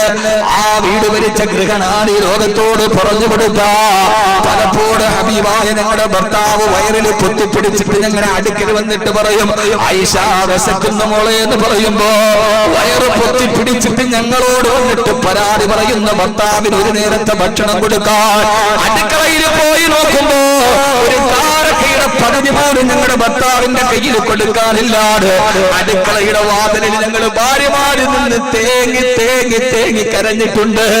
ഞങ്ങളുടെ ഭർത്താവ് വിശക്കുന്നെന്ന് പറഞ്ഞപ്പോ കൊടുക്കാനൊരു കാരക്കയില്ലാതെ ഞങ്ങളുടെ ഭാര്യമാര് എത്ര ദിവസമാണ് തേങ്ങി തേങ്ങി കരഞ്ഞത്. കഷ്ടപ്പെട്ട് ജീവിച്ച ആ വീടിന്റെ ഉള്ളിലാണ് ലോക ചരിത്രത്തിന്റെ അത്ഭുതങ്ങൾ വിരിഞ്ഞത്. ആയിഷ ബീവി പറയാ, എന്റെ മനസ്സിൽ എനിക്ക് സംശയമായി. ഞാൻ പൂച്ചയെ പോലെ പാത്തും പതുങ്ങിപ്പോയി മുഴുവൻ ഭാര്യമാരുടെ ഈ വീടിന്റെ മുമ്പിൽ നോക്കി. ഹബീബായ നബി തങ്ങൾ വന്നിട്ടില്ല. നിരാശയോടെ വെളിയിലേക്ക് ഇറങ്ങിയപ്പോ പിന്നെ എനിക്ക് പേടിയായി, എന്റെ വികാരം പേടിയായി. എന്റെ ഹബീബായ ഭർത്താവിന് എന്തെങ്കിലും അപകടം വന്നിട്ടുണ്ടാകുമോ, അല്ലാഹുവിന്റെ റസൂലിന് അപകടം സംഭവിച്ചുവോ എന്നറിയാതെ പേടിയോടെ കണ്ണു നിറഞ്ഞിട്ട് ഞാൻ ആ രാത്രിയിൽ നിൽക്കുമ്പോ അതാ മറുഭാഗത്ത് നിന്നൊരു കൊച്ചു കുഞ്ഞുങ്ങൾ തേങ്ങിക്കരയുന്നത് പോലൊരു കരച്ചിൽ കേൾക്കുകയാ. എന്തിനാ ഇത്ര വിശാലമായിട്ട് പറയുന്നതെന്നറിയോ? ഈ പാരമ്പര്യത്തിന്റെ കണ്ണുകളിലേക്ക് നമ്മുടെ തലമുറ തിരിച്ചു നടന്നു പോകാൻ. കണ്ണാടിപ്പറമ്പിലെ ഓരോ വീട്ടിലും ഇതുപോലൊരു ഭാര്യ ഉണ്ടാവാൻ, കണ്ണാടിപ്പറമ്പിലെ ഓരോ വീട്ടിലും ഇതുപോലൊരു ഭർത്താവ് ഉണ്ടാവാൻ. ഞാൻ ആ കരച്ചിൽ കേട്ടിട്ട് നോക്കുമ്പോ അത് മസ്ജിദ് നബവിയുടെ ഉള്ളിൽ നിന്നാണ്. ഞാൻ എന്റെ വാതിലിലൂടെ ഓടിച്ചുകൊണ്ട് നോക്കിയപ്പോ ഇതാകിയ മുസ്തഫ, അവിടെ എന്റെ പ്രിയപ്പെട്ട ഭർത്താവ് നബി മുഹമ്മദ് മുസ്തഫ സല്ലല്ലാഹു അലൈഹി വസല്ലമ നിസ്കാരത്തിൽ പൊട്ടിക്കരയുകയാ. ഞാൻ ഉറങ്ങിക്കിടക്കുമ്പോ പാതിരാത്രി എഴുന്നേറ്റിട്ട് തഹജ്ജുദ് നിസ്കരിച്ചിട്ട് അല്ലാഹുവിന്റെ റസൂൽ റുകൂഇൽ കിടന്ന് കരയുന്നുണ്ട്, സുജൂദിൽ കിടന്ന് കരയുന്നുണ്ട്. അവസാന സലാം വിട്ടിട്ട് വീണ്ടും സുജൂദിലേക്ക് വീണു. കൊച്ചുകുട്ടികളെ കരയുന്നത് പോലെ അസീരിൽ മുറിച്ചലി, ചുറ്റുപടുത്ത് കിടക്കുന്ന ചീനച്ചട്ടിയിലേക്ക് പച്ചവെള്ളം ഒഴിച്ചാൽ പല പറഞ്ഞിട്ട് ഏത് ശീൽക്കാര ശബ്ദം കേൾക്കുമോ അതേപോലെ എന്റെ ഭർത്താവിന്റെ ഹൃദയത്തിൽ നിന്ന് അല്ലാഹുവിനെ പേടിക്കുന്ന ശബ്ദം ഞാൻ കേട്ടുപോയി. ഒരു ഭാര്യയുടെ ഡയറിക്കുറിപ്പാടിയത് എന്റെ ഭർത്താവിന്റെ അവസ്ഥ എന്തെന്നറിയോ? ചീനച്ചട്ടിയിൽ വെള്ളം ഒഴിച്ചതുപോലെ മുസ്തഫായ നബി തങ്ങളുടെ ഹൃദയത്തിന്റെ ഉള്ളിൽ നിന്ന് ശബ്ദം കേൾക്കുകയാ. ഞാൻ നോക്കിയപ്പോ അല്ലാഹുവിന്റെ റസൂൽ കൈയൊത്തിയിട്ട് ദുആ ചെയ്യുന്നുണ്ട്. അല്ലാഹു അല്ലേ പറഞ്ഞത്, ഖുമില്ലൈല ഇല്ലാ ഖലീലാ, നബിയെ രാത്രിയിൽ എഴുന്നേറ്റ് നിസ്കരിക്കും നബിയെ. ആ പറഞ്ഞതുപോലെ നബി തങ്ങൾ ദുആ ചെയ്യുകയാ. ആയിഷ ബീവി പറയുന്ന, ഞാൻ എന്റെ ചെവി ഇങ്ങനെ വട്ടം പിടിച്ചു. പാതിരാ സമയത്ത് ആരുമില്ലാത്തപ്പോ തഹജ്ജുദിന് ആർക്ക് വേണ്ടിയാണ് ദുആ ചെയ്യുന്നത്? ആയിഷ എന്ന എനിക്ക് വേണ്ടിയാണോ? സ്നേഹം പകർന്നു തന്ന ആയിഷയ്ക്ക് വേണ്ടിയാണോ? അതല്ല കരളിന്റെ കഷണമായ ഫാത്തിമക്കാണോ? അതല്ല ജീവിതത്തിലും മരിച്ചിട്ട് ഖബറിന്റെ ഉള്ളിലേക്ക്, മരിച്ചിട്ടും മണ്ണറക്കുള്ളിലേക്ക് കടന്നു പോയിട്ടും മനസ്സിന്റെ ഉള്ളിൽ മായാതെ മറയാതെ മൺചരാതെ പോലെ പ്രഭാതം കത്തി നിന്ന ഖദീജക്കാണോ? ആർക്ക് വേണ്ടിയാണ് ഈ സമയത്ത് എന്റെ ഹബീബായ നബി തങ്ങൾ ദുആ ചെയ്യുന്നതെന്നറിയാം. ഞാൻ ഹബീബായ നബി തങ്ങളുടെ ദുആ ശ്രദ്ധിച്ചു. സുജൂദിൽ കിടന്ന് ദുആ ചെയ്തെന്നറിയോ? ആയിഷക്ക് വേണ്ടിയല്ല, ഫാത്തിമക്ക് വേണ്ടിയല്ല. അല്ലാഹുമ്മ അഹീനി മിസ്കീനാ വഅമിത്നി മിസ്കീനാ. അല്ലാഹുവേ, മുഹമ്മദിനെ നീ ദരിദ്രനാക്കണേ അല്ലാഹ്. അത്ഭുതപ്പെട്ടു പോകും രോഗം മാറാനല്ല, കടം മാറാനല്ല, സ്വീകരിച്ചിട്ടുള്ള ദുആ. അല്ലാഹുവേ, മുഹമ്മദിനെ ദരിദ്രനാക്കണേ റബ്ബേ. അല്ലാഹുവേ, ദരിദ്രനാക്കി മരിപ്പിക്കണേ അല്ലാഹ്. ആയിഷ ബീവി റളിയല്ലാഹു അൻഹ പറയുന്നുണ്ട്, ഞാൻ അത്ഭുതപ്പെട്ടു പോയി. ഇനി എന്ത് ദാരിദ്ര്യമാണ്? ഇതിനപ്പുറത്തേക്ക് ഒരു ദാരിദ്ര്യം ഇനി വരാനില്ലല്ലോ. അപ്പൊ തന്നെ കൊടും പട്ടിണിയിലാണ്. എന്നിട്ടും എന്റെ ഭർത്താവിന്റെ ദുആ, പടച്ചവനെ ദാരിദ്ര്യം നൽകണേ അല്ലാഹ്. അതുകൊണ്ട് ഹബീബായ നബി മുഹമ്മദ് മുസ്തഫ സല്ലല്ലാഹു അലൈഹി വസല്ലമയും പ്രിയപ്പെട്ട ഭാര്യ ആയിഷ റളിയല്ലാഹു അൻഹയും ഈ ചരിത്രത്തിനൊരു മറുഭാഗം കൂടിയുണ്ട്. നാളെ വാലന്റൈൻഡേയാണ്, പ്രണയദിനം. പറയണ ഒരു വാക്യം കൂടെ പറയണോ? നാളെ പ്രണയമെന്ന 3 അക്ഷരത്തെ കാമമെന്ന 2 അക്ഷരം കൊണ്ട് ചേർത്ത് പിടിക്കുന്ന ചുബിത യൗവനത്തിന്റെ ആട്ടക്കലാശത്തിന്റെ ദിവസമാണ് നാളെ. നബി തങ്ങൾ ദുആ കഴിഞ്ഞു വീട്ടിലേക്ക് തിരിച്ചു വരാൻ പോയപ്പോ എനിക്ക് മനസ്സിലായി, പെട്ടെന്ന് ഞാൻ ആരും കാണാതെ ഓടിപ്പോയി പുതപ്പിന്റെ അടിയിലോട്ട് കയറി. ഹബീബായ നബി തങ്ങൾ എന്നെ കണ്ടിട്ടില്ല. ഓടി ചെന്നിട്ട് ഞാൻ പുതപ്പിന്റെ അടിയിൽ കയറി. എന്റെ കാല് മുതൽ തലവരെ മറച്ചിട്ട് ഞാൻ അനങ്ങാതെ ഒന്നും അറിയാത്തതുപോലെ കിടന്നു. ഒരൽപ്പനേരം കഴിഞ്ഞില്ല, ഹബീബായ നബിയുനാ റസൂലുള്ളാഹ് സല്ലല്ലാഹു അലൈഹി വസല്ലമ വന്ന് പുതപ്പിന്റെ അടിയിലേക്ക് മുത്തുനബിയും കയറി. ഞാനൊന്നും അറിയാത്തതുപോലെ കിടക്കുകയാണ്. ഒരൽപ്പനേരം ഒന്നും മിണ്ടിയില്ല. എനിക്ക് ഉറപ്പായി ഞാൻ പോയതോ അന്വേഷിച്ചതോ പുറകെ പോയതോ റസൂലുള്ളാഹി സ്വല്ലല്ലാഹു അലൈഹി വസല്ലം അറിഞ്ഞിട്ടില്ല. ഞാൻ അനങ്ങാതെ ഇങ്ങനെ കിടന്നപ്പോ ഒരൽപ്പനേരം കഴിഞ്ഞപ്പോ പുതപ്പിന്റെ അടിയിൽ നിന്നൊരു ശബ്ദം കേട്ടു, ആയിഷ ആയിഷ. എന്റെ കൂടെ കൂടിയ പിശാചി ഇറങ്ങിപ്പോയോ ആയിഷ? കേൾക്കണം നിങ്ങൾ, പുതപ്പിന്റെ അടിയിൽ നിന്ന് പ്രണയാദ്രമായൊരു വിളി, ആയിഷ. എന്തേ നബിയെ, നിന്നെ പിടികൂടിയ പിശാചി ഇറങ്ങിയോ ആയിഷ? എനിക്ക് മനസ്സിലായി ഞാൻ പിടിക്കപ്പെട്ടെന്ന്. എന്നിട്ട് ഞാൻ വിട്ടുകൊടുക്കാൻ തയ്യാറായില്ല. കൈയോടെ പിടികൂടിയിട്ട് ഞാനും വിട്ടുകൊടുത്തില്ല. ഇതാണ് ഭാര്യ-ഭർത്തൃ ബന്ധത്തിന്റെ പ്രണയാദ്രമായ രാവുകളെ സൃഷ്ടിക്കുന്നത്. ആയിഷ ബീവി തിരിച്ചു ചോദിച്ചു, നബിയെ, അങ്ങയുടെ കൂടെയും ഒരു ഇബ്ലീസ് കൂടിയിട്ടില്ലേ? അവൻ ഇറങ്ങിപ്പോയോ നബിയെ? ഉടനെ മറുപടി വന്നു പുതപ്പിന്റെ അടിയിൽ നിന്ന്, ആയിഷ, എന്റെ കൂടെയും ഒരു പിശാചുണ്ടായിരുന്നു. പക്ഷെ അവൻ എന്റെ കൂടെ കൂടിയപ്പോ മുസ്ലിമായി ആയിഷ. അവൻ എന്റെ കൂടെയല്ലേ കൂടിയത്, എന്റെ കൂടെ കൂടിയപ്പോ തന്നെ മുസ്ലിമായി. ഞാൻ പിന്നെ ഒന്നും മിണ്ടിയില്ല. ഉരുളക്കുപ്പേരി പോലെ രാത്രിയിൽ പാതിരാത്രിയിൽ പ്രണയ സല്ലാപമാണ് ഭാര്യയും ഭർത്താവും തമ്മിൽ. ഇൻഷാ അല്ലാഹ് നാളെ ഞാനൊരു വിഷയം പറയുന്നുണ്ട്. ബീവി ഖദീജ, പ്രണയാദ്ര ദാമ്പത്യത്തിന്റെ മാണിക്യം. ഖദീജ ബീവിയെ വികലമാക്കപ്പെടുമ്പോ ആരാണ് മാണിക്യമലരെന്നറിയാൻ നാളെ വാലന്റൈൻ ഡേയിൽ കോഴിക്കോട് വട്ടോളിയിൽ വിഷയം തന്നെ ബീവി ഖദീജ. പ്രണയാദ്ര ദാമ്പത്യത്തിന്റെ മാണിക്യമെന്നാണ്. അല്ലാഹു സ്വീകരിക്കുമാറാകട്ടെ. ഞാൻ പിന്നെ ഒന്നും മിണ്ടിയില്ല. ഒരൽപ്പനേരം കഴിഞ്ഞപ്പോ വലത്തെ കൈ എന്റെ കഴുത്തിലൂടെ ചുറ്റിയിട്ട് എന്റെ മുഖത്തേക്ക് നോക്കിയിട്ട് ചോദിച്ചു, ആയിഷ, അല്ലാഹു അവന്റെ പ്രവാചകനും നിന്നെ വഞ്ചിക്കുമെന്ന് നീ കരുതിയോ എന്റെ പ്രിയപ്പെട്ട ആയിഷ? സഹോദരങ്ങളെ, മടങ്ങി വരട്ടെ. ഭാര്യയുടെ കൂടെ കിടന്നിട്ടും രാത്രി എഴുന്നേറ്റ് തഹജ്ജുദ് നിസ്കരിച്ചിട്ട് പൊട്ടിക്കരഞ്ഞ് പടച്ചറപ്പിനോട് വേവലാതി പറഞ്ഞ അല്ലാഹുവിന്റെ റസൂലിനെ പോലെ ഓരോ ഭർത്താവുമാകട്ടെ, ആ ഭർത്താവിന് പിന്തുണ നൽകിയ ഭാര്യ പോലെ കണ്ണാടിപ്പറമ്പിലെ ഓരോ ഭാര്യയുമാകട്ടെ, ദുഃഖങ്ങൾ മാറും, പ്രയാസം മാറും, രോഗങ്ങൾ മാറും. രണ്ടാമത് പ്രധാനപ്പെട്ട ഒരു കാര്യം കൂടിയുണ്ട്, ഇൻഷാ അല്ലാഹ് പറഞ്ഞു തരാം. അതുകൊണ്ട് ഈ സ്വഭാവത്തിലേക്ക് നടന്നു നീങ്ങളെ. ആദരവായ റസൂലുള്ളാഹി സ്വല്ലല്ലാഹു അലൈഹി വസല്ലം പറയുകയാണ്, റഹിമല്ലാഹു ഇംറാൻ, ഒരു പുരുഷനെ അല്ലാഹു അനുഗ്രഹിക്കട്ടെ. ഒരു ഭർത്താവിനെ അല്ലാഹു അനുഗ്രഹിക്കട്ടെ. വറഹിമല്ലാഹു ഇംറഅതൻ, ഒരു ഭാര്യയെയും അല്ലാഹു അനുഗ്രഹിക്കട്ടെ. ആരാണ് ആ ഭർത്താവ് എന്നറിയുമോ? അവൻ രാത്രിയിൽ തഹജ്ജുദ് നിസ്കരിക്കാൻ എഴുന്നേറ്റു. അവൻ എഴുന്നേറ്റപ്പോ അഖിലഹു അവന്റെ ഭാര്യയെയും അവൻ വിളിച്ചുണർത്തി. അപ്പോൾ അവിടെ എഴുന്നേക്കാതെ തിരിഞ്ഞും മറിഞ്ഞും കിടന്നപ്പോ ഒരു വെള്ളമെടുത്തവിടെ മുഖത്തേക്ക് തടിച്ചു കൊടുത്ത് തഹജ്ജുദ് നിസ്കരിപ്പിച്ച ഭർത്താവ്. അല്ലാഹു അവനെ അനുഗ്രഹിക്കട്ടെ. അല്ലാഹു നമ്മുടെ വീട് അങ്ങനെ ആക്കട്ടെ. ആമീൻ പറയ്. നിങ്ങൾ വഅദ് കേട്ട് സൂചിച്ചിരിക്കുക. രാവിലെ അല്ലാഹു ഒരു ഭർത്താവിനെ അനുഗ്രഹിക്കട്ടെ. അള്ളാന്റെ അനുഗ്രഹം കിട്ടിയ ഭർത്താവ് ആവണ്ടേ? അതോ പഞ്ചായത്തിന്റെ സ്ത്രീ മാത്രമായാൽ മതിയോ? ഞാൻ ഇവിടെ കൊട്ടിയവനാണ്, ഞാൻ ഇവിടെ കെട്ടിയവനാണ്, കെട്ടിയതോടുകൂടി ഞാൻ പൊട്ടിയവനാണ്, പൊട്ടിയതോടുകൂടി ഞാൻ അവളെ തട്ടിയതുമാണ്. അള്ളാഹുവിന്റെ അടുക്കൽ ഇഷ്ടപ്പെട്ട ഭർത്താവാവണ്ടേ? റഹിമല്ലാഹു ഇംറാൻ, ഒരു ഭർത്താവിനെ അള്ളാഹു അനുഗ്രഹിക്കട്ടെ. അവൻ തഹജ്ജുദിന് എഴുന്നേറ്റു. നോക്കിയപ്പോ ഭാര്യ ഉറക്കമാണ്, കൂടി പതച്ച്. എഴുന്നേക്ക് കുട്ടി, എഴുന്നേറ്റു. കുട്ടീന്നൊക്കെ വിളിക്കണം, എപ്പോഴും പൊട്ടീന്ന് വിളിച്ചാ പോരാ. എഴുന്നേക്ക് കുട്ടി, കുട്ടീന്ന് വിളിച്ചൂടെ? ഭാര്യ എപ്പോഴും സുബൈദ ആസിയാന്നൊന്നും വിളിക്കരുത്. സുബി എഴുന്നേക്ക്. ഹബീബായ നബി തങ്ങളെ വിളിക്കുമായിരുന്നു യാ ആയിഷ എന്ന് വിളിക്കില്ല. വല്ലാതെ സ്നേഹം തോന്നുന്ന സമയത്ത് വിളിക്കും യാ ആഷേ, എഴുന്നേക്ക് ആഷേ. ആയിഷ ബീവിയെ വിളിക്കുമായിരുന്നു യാ ആഷ്. നിങ്ങൾ കേട്ടിട്ടില്ല? അമിതാഭ് ബച്ചൻ ഐശ്വര്യ റായിയെ വിളിക്കുന്ന പേരാണ് ആഷ്. പൊട്ട, നിന്റെ ഹബീബായ മുത്ത് സ്വന്തം ഭാര്യ വിളിച്ചിരുന്ന യാ ആഷ് എന്നാണ്.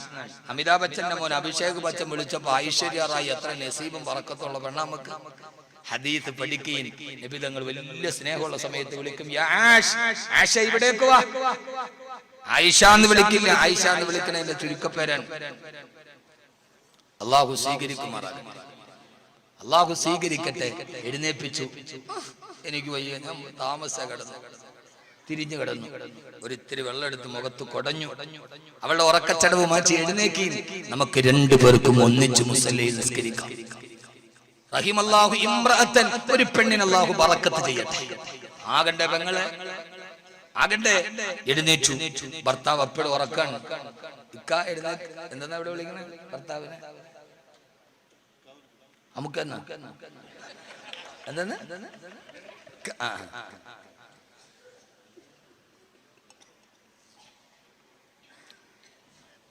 ഇപ്പൊ വിളിയൊക്കെ മാറി, ആകെ പ്രശ്നമാണ്. വാട്സപ്പിലൂടെ ഇപ്പൊ ഒരു വലിയ ഗുണം എന്താണെന്നറിയാവോ? ഇപ്പോഴത്തെ ഒരു വലിയ ഗുണം എന്താണെന്നറിയാവോ? ഒരു ഭാര്യയും ഭർത്താവും തമ്മിൽ പിണങ്ങിയോന്ന് അറിയണമെങ്കിൽ വീട്ടിലൊന്നും വിളിച്ചു നോക്കില്ല, അവള് വാട്സപ്പിന്റെ DP നോക്കിയാൽ മതി. വാട്സപ്പിന്റെ DP നോക്കി അപ്പൊ അറിയാം. ഭാര്യയും ഭർത്താവും തമ്മിൽ പിണങ്ങിയിട്ടുണ്ടെങ്കിൽ ഭാര്യയുടെ DP എന്തായിരിക്കും? സാരമില്ല, അള്ളാഹു കൂടെ ഉണ്ട് എന്ന് പറഞ്ഞ അതിന്റെ അർത്ഥം തഹജ്ജുദ് എന്നല്ല, മൂപ്പരാനുമായിട്ട് ഉടക്കിലാണ്. ഭർത്താവിന്റെ DP നോക്കിയാൽ മതി, സ്റ്റാറ്റസ് അറിയാൻ വളരെ എളുപ്പം. അള്ളാഹു സ്വീകരിക്കട്ടെ. റഹിമല്ലാഹു ഇംറഅതൻ, ഒരു പെണ്ണിനെ അല്ലാഹു അനുഗ്രഹിക്കട്ടെ. അവളെ രാവിലെ എഴുന്നേറ്റു. എന്തേ പെണ്ണുകളെ ചെയ്തുകൂടാ? ഏതൊക്കെ കാര്യത്തിന് ഭർത്താവിനെ നിർബന്ധിക്കാറുണ്ട്? സിനിമ കാണാൻ പോകാൻ, സർക്കസ് കാണാൻ പോകാൻ, ഇഷ്ടപ്പെട്ട ആഭരണം എടുക്കാൻ. ഒന്ന് പറഞ്ഞൂടെ, നമുക്ക് ഒന്നിച്ച് നിസ്കരിക്കാം. ഏറ്റവും ഒരു വീട്ടിലെ പ്രയാസം മാറാനുള്ള ഏറ്റവും പ്രധാനപ്പെട്ട ആയുധമാണ് ഭാര്യയും ഭർത്താവും ഒന്നിച്ച് തഹജ്ജുദ് നിസ്കരിക്കുക. ഒരേ നിസ്കാരപ്പായിൽ അടുത്തിരുന്നിട്ട് ഭാര്യ ഭർത്താക്കന്മാർ ഒന്നിച്ചു ചേർന്ന് നിന്ന് നിസ്കരിക്കുക. അവൾ എഴുന്നേറ്റപ്പോ ഭർത്താവിനെ എഴുന്നേക്കാൻ ശ്രമിച്ചു. അവൻ പറഞ്ഞു, എനിക്ക് രാത്രിയാണ്, ഞാൻ കിടന്നു വന്നത്, യാത്രാ ക്ഷീണമുണ്ട്, നീ നിസ്കരിച്ചോ എന്ന് പറയുമ്പോ വെള്ളം അവന്റെ മുഖത്തെ കുടിച്ചു കൊടുത്തിട്ട് അവനെ എഴുന്നേൽപ്പിച്ചു കൊണ്ടുപോയി നിസ്കരിപ്പിക്കുന്ന ഭാര്യ, തഹജ്ജുദ് നിസ്കരിപ്പിക്കുന്ന ഭാര്യ, സുബഹിക്ക് വിളിക്കുന്ന ഭാര്യ. ആ ഭാര്യ ഭർത്താക്കന്മാരിൽ അല്ലാഹു ബറക്കത്ത് ചെയ്യട്ടെ എന്ന് നബി മുഹമ്മദ് മുസ്തഫ. ഇതിന്റെ രണ്ടാമത്തെ ഏറ്റവും പ്രധാനപ്പെട്ട ഭാഗം ഭാഗം പറയുന്നതിന് മുമ്പ് എന്റെ പ്രിയപ്പെട്ട സഹോദരിമാരോട് ഈ പ്രസംഗത്തിന്റെ ആദ്യത്തെ ഭാഗം പറയാ. നിസ്കാരം കഴിഞ്ഞിട്ട് ഒരു ജോലി കൂടി ഖുർആൻ പറയുന്നുണ്ട്, എന്നാലേ പൂർത്തിയാവൂ. ഭാര്യഭർത്താക്കന്മാര് ഒന്നിച്ച് നിസ്കരിക്കട്ടെ. അല്ലാഹുവേ ഞങ്ങളുടെ മക്കളെ നന്നാക്കണേ അല്ലാ. ഉമ്മ മാത്രമല്ല ഉപ്പയും കൂടെയുണ്ട്. നിസ്കാരം കഴിഞ്ഞു എല്ലാരും ഉറക്കമാണ്. ഞങ്ങളുടെ പൊന്നുമക്കളെ നീ സ്വാലിഹീങ്ങളാക്കണേ അല്ലാ. എന്റെ പൊന്നുമക്കളെ ഹാഫിളീങ്ങളാക്കണേ അല്ലാ. ഭർത്താക്കന്മാർ ഒന്നിച്ചിരുന്ന് ഖുർആൻ ഓതിയാൽ, ഒന്നിച്ചിരുന്ന് ദിക്ർ ചെയ്താൽ, ഒന്നിച്ചിരുന്ന് നിസ്കരിച്ചാൽ അതിന് രണ്ട് കാര്യങ്ങളും കൂടിയുണ്ട്. ഒന്ന്, അവരുടെ ഇടയിൽ സ്നേഹം വർദ്ധിക്കും. ഭർത്താവിനും ഭാര്യയുടെയും ഇടയിലെ സ്നേഹം വർദ്ധിക്കും. രണ്ടുപേരും ഒന്നിച്ചിരുന്ന് ഇബാദത്ത് ചെയ്താൽ, ചെയ്തു നോക്കി, അടുത്തടുത്തിരുന്ന് ഖുർആൻ ഓതി നോക്കി, ഒന്നിച്ചിരുന്ന് നിസ്കരിച്ചു നോക്കി, ഒന്നിച്ചിരുന്ന് ദിക്ർ ചെയ്തു നോക്കി, ഭാര്യ ഭർത്താക്കന്മാരുടെ ഇടയിൽ മഹബ്ബത്ത് കൂടും, പ്രണയം കൂടും, സ്നേഹം കൂടും. നോക്ക്, രണ്ടാമത് അല്ലാഹുവിന് അവരോട് അടുപ്പം കൂടുതലുണ്ടാവും. അവര് രണ്ടുപേരും ചെന്നോട് ചോദിക്കുകയല്ലേ, അവരുടെ ഹൃദയത്തിന്റെ ഉള്ളിലെ യോജിപ്പല്ലേ. അല്ലാഹു അവരിലേക്ക് സംതൃപ്തിയുടെ നോട്ടം നോക്കുമെന്ന് നബി മുഹമ്മദ് മുസ്തഫ സല്ലല്ലാഹു അലൈഹി വസല്ലമ. അതുകൊണ്ട് സഹോദരങ്ങളെ, സഹോദരിമാരെ, സമയമേറെ മുന്നോട്ട് പോവുകയായ ഈ പ്രസംഗത്തിന്റെ ലഹരിയിൽ നാം മതിമറന്നു പോകരുത്. എല്ലാവരും ദുആ ചെയ്യണം. അല്ലാഹുവേ എനിക്കൊരു ഹാഫിളാക്കി തരണേ അല്ലാ, ആലിമാക്കി തരണേ അല്ലാ. അല്ലാഹുവേ പടച്ചവനെ എന്റെ മക്കളെ നീ ഹാഫിളീങ്ങളാക്കി തരണേ അല്ലാ. അടുക്കളയിൽ നിൽക്കുന്ന അമ്മയെ പുറകിൽ നിന്ന് അടിച്ചു വീഴ്ത്തി, അമ്മയുടെ മാറിടത്തിൽ ചവിട്ടി പിടിച്ചു നിന്ന് അമ്മയുടെ കരുത്തിൽ ഷാൾ കൊണ്ട് മുറുക്കി, അമ്മയെ കൊന്നിട്ട് കുടിയിൽ കൊണ്ടുപോയി മണ്ണെണ്ണ വിടിച്ച് കത്തിക്കരിച്ച് ചാമ്പലാക്കുന്ന മക്കളുടെ ലോകത്ത് മക്കൾക്ക് അമ്മയെ വേണ്ട. അവൻ അമ്മയുടെ മാറിടത്തിലാണ് കുത്തിപ്പിടിച്ചത്. ആ മാറിടത്തിലാണല്ലോ അവൻ ആദ്യത്തെ അമ്മിഞ്ഞ പാല് കുടിച്ചത്. ഉമ്മയുടെ കഴുത്തിലാണ് അവൻ ഷാൾ കൊണ്ട് മുറുക്കിയത്. ഏത് കഴുത്തിലാണ്? അവൻ ആദ്യം ഊഞ്ഞാലാടിയത് ഉമ്മാന്റെ കഴുത്തിലാണ്. ഞാൻ ആദ്യം ഊഞ്ഞാല് കെട്ടിയത് മാവിൻ മുമ്പിലല്ല, ഞാൻ ആദ്യത്തെ ഊഞ്ഞാല് കെട്ടിയത് എന്റെ വീടിന്റെ ടെറസിലല്ല. എന്റെ ജീവിതത്തിന്റെ ആദ്യത്തെ ഊഞ്ഞാല് ഞാൻ കെട്ടിയത് കുഞ്ഞിളം കൈകൾക്കുന്ന എന്റെ ഉമ്മാന്റെ കഴുത്തിലാണ്. ഉമ്മാടെ കഴുത്തിൽ കെട്ടിപ്പിടിച്ചു ഊഞ്ഞാലാടിയ കഴുത്തിൽ കുത്തിപ്പിടിക്കുന്ന മക്കളുടെ കാലത്ത് സഹോദരങ്ങളെ, നമ്മളൊക്കെ ആദ്യത്തെ ഒരു വാടക വീട്ടിൽ കഴിഞ്ഞവരല്ലേ. നമ്മുടെ ആദ്യത്തെ ജീവിതം ഒരു വാടക വീട്ടിലാണ്. 9 മാസവും 10 ദിവസവും ഉമ്മാന്റെ ഗർഭാശയം എന്ന വാടക വീട്ടിലെ താമസക്കാരാണ് നമ്മൾ. ആ 9 മാസത്തെ വാടക കൊടുക്കാൻ ഒരു ജന്മം തന്നെ മതിയാവില്ലെന്നിരിക്കെ നമ്മുടെ മക്കൾ നമ്മളോട് എന്താണ് ചെയ്തു തീർത്തത്? അവിടെ നിങ്ങൾ കോർത്തുകൂടെ. അല്ലാഹു നമുക്കൊരു ഹാഫിളായ മകനെ തന്നാൽ, ഒരാലിമായ മകനെ തന്നാൽ അവനേക്കാൾ വലിയ സന്തോഷം നമുക്ക് വേറെ ഇല്ലല്ലോ. ഇൻഷാ അല്ലാഹ് ദാറുൽ ഹസനാത്തിൽ നാളെ ഹാഫിളീങ്ങൾക്ക് സനദ് കൊടുക്കുകയാണ്, ആലിമീങ്ങൾക്ക് സനദ് കൊടുക്കുകയാണ്. ദാറുൽ ഹസനാത്ത് എന്ന് പറഞ്ഞാൽ തന്നെ നന്മയുടെ വീടാണ്. 40ഓളം ഹാഫിളീങ്ങൾ സുബഹി മുതൽ ഇശാ വരെ അവര് ഖുർആൻ ഇങ്ങനെ ഓതിക്കൊണ്ടിരിക്കുകയാണ്. അല്ലാഹു സ്വീകരിക്കുമാറാകട്ടെ, അല്ലാഹു സ്വീകരിക്കുമാറാകട്ടെ. ആമീൻ പറയും. അല്ലാഹു സ്വീകരിക്കട്ടെ. അലിഫ് ലാം മീം ഓതിയാൽ 90 നന്മയാണ്.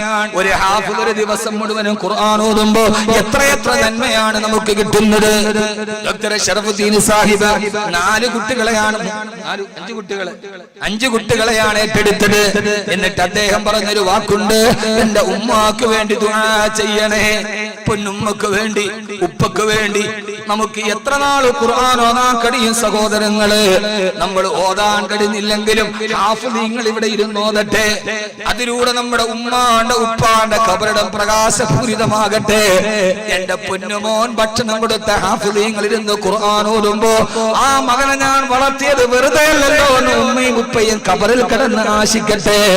അല്ലാഹു സ്വീകരിക്കുമാറാകട്ടെ, അല്ലാഹു സ്വീകരിക്കട്ടെ. ഇൻഷാ അല്ലാഹ് ഈ മുത്തഅല്ലിമീങ്ങൾ ഒരു ബക്കറ്റുമായി നിങ്ങളുടെ മുമ്പിലേക്ക് വരും. ആദ്യം ആരും എഴുന്നേക്കരുത്. രണ്ടാമത്തെ പ്രധാനപ്പെട്ട ഒരു കാര്യം കൂടി നിസ്കാരം കഴിഞ്ഞ് ചെയ്യേണ്ടത് പറഞ്ഞ് നമുക്ക് ഇൻഷാ അല്ലാഹ് പിരിയാം. ഇൻഷാ അല്ലാഹ് ഇന്നു മുതൽ നമ്മുടെ ജീവിതത്തിൽ തഹജ്ജുദ് നിർബന്ധമാക്കണം. ചെയ്യൂ. ഞാനിവിടെ വന്നത് പോയത് നമ്മൾ ഇരുന്നത് ഒക്കെ അള്ളാഹുവിന്റെ മുമ്പിൽ ഒരു വലിയ മീസാൻ എന്ന ത്രാസിന് വലിയൊരു ഭാരം കിട്ടും. ഇൻഷാ അല്ലാഹ് സഹോദരിമാരും ഒന്ന് ചെയ്തു നോക്കി, ജീവിതത്തിൽ പുതിയ നാളുകൾ തുറന്നു ഇൻഷാ അല്ലാഹ് ചെയ്തൂടെ? സുബൈക്ക് മുമ്പ് ഒരു അരമണിക്കൂർ മുമ്പ് എഴുന്നേറ്റാൽ മതി. 5:28 ഇപ്പൊ സുബൈ വാങ്ങി. ഇവിടെ എത്രയാണ് എനിക്കറിയില്ല, 34. നമ്മുടെ നാട്ടിൽ 5:28. 5:30 ഇശാ നിസ്കാരം കഴിയുമ്പോൾ 8:15 കഴിയും. പിന്നെയും ഒരു 10 മണിക്ക് കിടന്നാൽ പോലും 7 മണിക്കൂറാണ് കിട്ടുക ഉറങ്ങാൻ. ഒരമണിക്കൂർ സുബൈക്ക് ബാങ്ക് വിളിക്കുന്നതിന് അരമണിക്കൂർ മുമ്പ് എഴുന്നേൽക്കുക, എന്നിട്ട് തഹജ്ജുദ് നിസ്കരിക്കുക, സുബഹിയുടെ ബാങ്ക് വിളിക്കുന്നത് കാത്തിരിക്കുക. തീർച്ച നിങ്ങളുടെ ജീവിതത്തിന് മാറ്റമുണ്ടാകാൻ കാരണമെന്താ?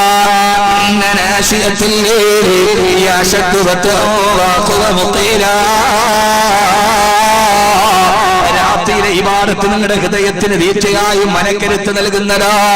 രാത്രിയിലെ ഇബാദത്ത് ഹൃദയത്തിന് നിങ്ങൾക്ക് മനക്കരുത്ത് നൽകുന്നതാ. അതുകൊണ്ട് ഇൻഷാ അല്ലാഹ് ഉറക്കെ ദാറുൽ ഹസനാത്തിന്റെ മുറ്റത്ത് വെച്ചതിന്റെ ബിരുദദാന സമ്മേളനത്തിൽ പങ്കെടുക്കാമെന്നപ്പോ അന്നാണ് ഞാൻ എന്റെ ജീവിതത്തിൽ തഹജ്ജുദ് തുടങ്ങിയത് എന്നൊരു നാടകക്കല്ലായി പറയാ. ഉറക്കം മനസ്സ് വെച്ചിട്ട് ഒരാണും പെണ്ണും പറയട്ടെ, ഇൻഷാ അല്ലാഹ് നാളെ മുതൽ ഞാൻ എന്റെ തഹജ്ജുദ് തുടങ്ങുകയാ. അല്ലാഹു സ്വീകരിക്കുമാറാകട്ടെ. ആമീൻ പറയ്. എന്നിട്ട് അങ്ങനെ തീരുമാനിച്ചെടുക്കുന്ന കൈവക്കി ഒന്ന് തീരുമാനിക്കും. കൈവക്കി കടിയ സഹോദരങ്ങളെ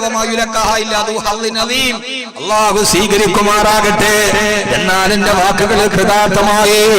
രണ്ടാമതങ്ങനെ തഹജ്ജുദ് നിസ്കാരം കഴിഞ്ഞ് സലാം വീട്ടി അതിനുശേഷം നിങ്ങൾ ചെയ്യേണ്ടതേതാ? ഉസിദ് അലൈഹി വറത്തിലിൽ ഖുർആന തർതീലാ. ഉസിദ് അലൈഹി വറത്തിലിൽ ഖുർആന തർതീലാ. അതിനുശേഷം നിങ്ങൾ ഖുർആൻ ഓതണേ. തഹജ്ജുദ് നമസ്കാരം കഴിഞ്ഞ് പടച്ചറപ്പിന്റെ മുമ്പിൽ പാതിരാത്രിയിൽ സലാം വീട്ടിയിട്ട് നിങ്ങൾ അവിടെ ഇരുന്ന് കഴിയുന്നിടത്തോളം ഖുർആൻ ഓതുക. എല്ലാവരും ഉറങ്ങിക്കിടക്കുമ്പോ ഖുർആന്റെ സ്വരമാതിരി നമ്മുടെ നാവിലൂടെ വരട്ടെ. അല്ലാഹുവിന്റെ ഖുർആൻ നിങ്ങൾ ഉറക്കോതണേ. പടച്ചറപ്പിനോട് ഖുർആൻ ഓതണേ. ആ ഖുർആൻ ഓതിയിട്ട് രാത്രിയിൽ നിസ്കരിക്കുമ്പോ ഉണ്ടാകുന്ന ഒരു ലഹരി ഉണ്ടല്ലോ. എല്ലാവരും ഉറക്കമാണ്, എല്ലാവരും ഉറക്കത്തിലാണ്. ഞാൻ എന്റെ പടച്ചറപ്പിന്റെ മുമ്പിൽ തഹജ്ജുദ് നിസ്കരിച്ചിട്ട് ഖുർആൻ ഓതുകയാണ്. റസൂലുള്ളാഹി സ്വല്ലല്ലാഹു അലൈഹി വസല്ലമ തബൂക്ക് യുദ്ധത്തിന് വേണ്ടി പോകവേ സഹാബത്തിനോട് ചോദിച്ചു, മയ്യഖൂമു ഹാദിഹിൽ ലൈല, ആരാണ് ഇന്നത്തെ ദിവസം ഞങ്ങൾക്ക് കാവല് നൽകുക? ഞാൻ സഹാബത്ത് മറന്നുന്ന ആരാണ് കാവല് നൽകുക? സമയമേറെ വൈകുന്നു, നീറ്റിപ്പരത്തി പറയാൻ സമയമില്ല സഹോദരങ്ങളെ. 2 ചെറുപ്പക്കാരെഴുന്നേറ്റ് പറഞ്ഞ നബിയേ, യാ റസൂലല്ലാഹ്, ഞങ്ങൾ തയ്യാറാണ് നബിയേ, ഞങ്ങൾ തയ്യാറാണ് നബിയേ. അല്ലാഹുവിന്റെ റസൂലിനോട് ഒരു അൻസാറും മുഹാജിറുമായ 2 സഹാബത്ത്, അല്ലാഹുവിന്റെ റസൂലും സഹാബത്തും ഉറങ്ങാൻ കിടന്നു. മുഹാജിറായ സഹാബി ചോദിച്ചു അൻസാരിയോട്, ആദ്യം നിങ്ങൾ നിൽക്കുന്നു, രാത്രിയെ നമുക്ക് 2ആയി പകുക്കാം. ആദ്യത്തെ പകുതിയിൽ ഞാൻ നിൽക്കാം, 2ാമത്തെ പകുതിയിൽ നിങ്ങൾ മുത്ത് റസൂലിനെ കാവല് നിൽക്കണേ സല്ലല്ലാഹു അലൈഹി വസല്ലം. മുഹാജിറായ സഹാബി പോയി കാവല് നിന്നു. 2 മലയിടുക്കുകളുടെ ഇടയിൽ ഇങ്ങനെ പാതിരാത്രിയിൽ ഊരി പിടിച്ച വാളുമായി ഹബീബായ നബി നിങ്ങൾക്ക് കാവല് നൽകുകയാ. മറുഭാഗത്ത് ശത്രുക്കൾ നിൽക്കുന്നുണ്ട്. ഇടത്തോട്ട് നോക്കിയപ്പോ പൂർണ്ണചന്ദ്രൻ പൂനിലാവ് മുടിച്ചതുപോലെ വെളുവെളുത്ത ചുവപ്പ് നിറമുള്ള ചുവപ്പ് കിടന്ന വെളുപ്പ് നിറത്തോടുകൂടി മാരുവില്ല് മഹാനദിയിലേക്ക് ഒലിച്ചതുപോലെ റസൂല് ലോകത്തിന്റെ പ്രണയവസന്തം ഉറങ്ങുകയാണ്. പാതിരാത്രിയുടെ നിശബ്ദതയിൽ മുത്തു റസൂലും സഹാബത്തും മരുഭൂമിയിൽ കിടക്കുമ്പോ ആ സഹാബി പറയാ, ഇതെന്റെ ന്യൂ ജനറേഷൻ തലമുറക്കറിയുമോ എന്ന് എനിക്കറിയില്ല. പ്രണയമെന്ന് പറയുന്ന അക്ഷരത്തിലൂടെ നടക്കുന്ന അരാജകത്വത്തിന്റെ വക്താക്കളാകുന്ന ലഹരി ശരീരത്തെ പിടിമുറുക്കുന്ന ഒരു പുതുയുഗത്തിൽ ഈ ലഹരി മനസ്സിലാകുമോ എന്നറിയില്ല. ഇതൊരു ലഹരിയാ സഹോദര, ഇതൊരു പ്രണയമാണ് സഹോദര. വല്ലദീന ആമനൂ അശദ്ദ ഹുബ്ബൻ ലില്ലാഹ്, റബ്ബിലേക്കുള്ള പ്രണയമാണിത്. ആ സഹാബി പറയുന്നു, ഉറക്കമില്ലാതെ ഞാൻ ഇങ്ങനെ നിൽക്കുമ്പോ 2 മലയിടുക്കുകളുടെ ഇടയിലൂടെ മറുഭാഗത്ത് ചന്ദ്രനെ കണ്ടപ്പോ എനിക്കെന്റെ റബ്ബിനെ ഓർമ്മ വന്നു. ഞാൻ ആ സമയത്ത് ഒന്നുകൊടുത്തിട്ട് പാതിരാ സമയത്ത് തഹജ്ജുദ് നിസ്കരിച്ചു. ആ മരുഭൂമിയിൽ എല്ലാവരും ഉറങ്ങിക്കിടക്കുമ്പോ ഞാൻ ആ മരുഭൂമിയിൽ ഒന്നുകൊടുത്തിട്ട് അല്ലാഹു അക്ബർ എന്ന് പറഞ്ഞ് കൈകെട്ടി. ഇപ്പൊ എന്റെ മനസ്സിനെന്തോ ഒരു ലഹരിയാ. മരുഭൂമിയിൽ ഞാനും എന്റെ റബ്ബും മാത്രം കൈകെട്ടിയിട്ട് ഞാൻ ഫാത്തിഹ ഓതിയിട്ട് സൂറത്തുൽ ബഖറ ഓതാൻ തുടങ്ങി. തഹജ്ജുദ് നിസ്കാരവും ഖുർആൻ പാരായണവും ഒന്നിച്ചു നടക്കുകയാ. സൂറത്തുൽ ബഖറ ഓതിയോ റബ്ബിലേക്ക് ഞാൻ അടുത്ത് കഴിഞ്ഞപ്പോ മറുഭാഗത്ത് നിന്ന് ശത്രു കണ്ടു ഒരാളെ കാവൽക്കാരൻ നിസ്കരിക്കുന്നത്. അയാളുടെ വില്ലിൽ നിന്ന് അമ്പ് പാഞ്ഞു വന്നു. ആ സഹാബിയുടെ ചെറുപ്പക്കാരന്റെ വലത്തെ കാലിലേക്ക് അമ്പ് തുളച്ചു കയറി. ആ സഹാബി പറയാം അമ്പ് തുളച്ചു കയറിയപ്പോ നിസ്കാരത്തിന് ഭംഗം വരാത്തതുപോലെ അമ്പ് ഞാൻ വലിച്ചൂരിയെടുത്തു. സഹോദര, ത്രികോണാകൃതിയിലുള്ള അമ്പിന്റെ അഗ്രഭാഗം പച്ച മാംസത്തിൽ കുത്തിയിറങ്ങിയിട്ട് അത് വലിച്ചെടുക്കുമ്പോ എത്ര വലിയ വേദനയാ. റബ്ബിലേക്ക് അടുത്ത് തഹജ്ജുദ് നിസ്കരിച്ചിട്ട് ഖുർആൻ ഓതിയപ്പോ ഞാൻ ആ വേദന അറിഞ്ഞില്ല. വലിച്ചൂരിക്കളഞ്ഞിട്ട് വീണ്ടും സൂറത്തുൽ ബഖറ ഓടുക. രണ്ടാമത്തെ അമ്പും പാഞ്ഞു വന്നു. അത് രണ്ടാമത്തെ കാലിലേക്ക് തുളച്ചു കയറി. അത് ഞാൻ ആ സഹാബി വലിച്ചൂരി വെളിയിലേക്ക് കളഞ്ഞു. മൂന്നാമത്തെ അമ്പ് പാഞ്ഞു വന്നത് കഴുത്തിന്റെ ഭാഗത്തേക്കാ. ആ കഴുത്തിന്റെ ഭാഗത്ത് വന്ന അമ്പും വലിച്ചൂരി വെളിയിലേക്ക് കളഞ്ഞ് അല്ലാഹുവിന്റെ മുമ്പിൽ ഖുർആൻ ഓതി തഹജ്ജുദ് നിസ്കരിച്ച് വിനയം പ്രാപിച്ച് ഇങ്ങനെ നിൽക്കുമ്പോ മൂന്നാമത്തെ അമ്പ് വന്ന് നെഞ്ചിലോട്ട് തുളച്ചു കയറിയിട്ട് എന്റെ ശരീരത്തിന്റെ ശ്വാസം നിൽക്കുമെന്ന് ഉറപ്പായപ്പോ പൊന്നുമോനെ മൂന്നമ്പുകൾ ശരീരത്തിൽ തുളച്ചു കയറിയിട്ട് വേദനയേറിയാറെ വലിച്ചൂരി കളഞ്ഞതെങ്ങനെയാ. അത് പടച്ചറപ്പിലേക്കുള്ള അടുപ്പത്തിൽ കിട്ടുന്ന വൈകാരികമായ ഒരവസ്ഥയാണത്. വല്ലദീന ആമനൂ അശദ്ദു ഹുബ്ബൻ ലില്ലാഹ്. അല്ലാഹുവിലേക്ക് ഏറ്റവും അടുക്കുന്ന അവസ്ഥ. ഓടിച്ചെന്ന് ഞാൻ അവിടെ മറിഞ്ഞു വീണുപോയി. ഞാൻ ഈ ചരിത്രത്തെ പറഞ്ഞതെന്തിനെന്നറിയോ? പാതിരാ സമയത്ത് തഹജ്ജുദ് നിസ്കരിച്ചിട്ട് ഖുർആൻ ഓതിയിട്ട് ആ ലഹരിയിലോട്ട് മറിഞ്ഞിരുന്നപ്പോ പടച്ചറപ്പുമായിട്ട് ഏറ്റവും അടുത്തതുപോലെ എന്റെ പ്രിയപ്പെട്ട ചെറുപ്പക്കാരാ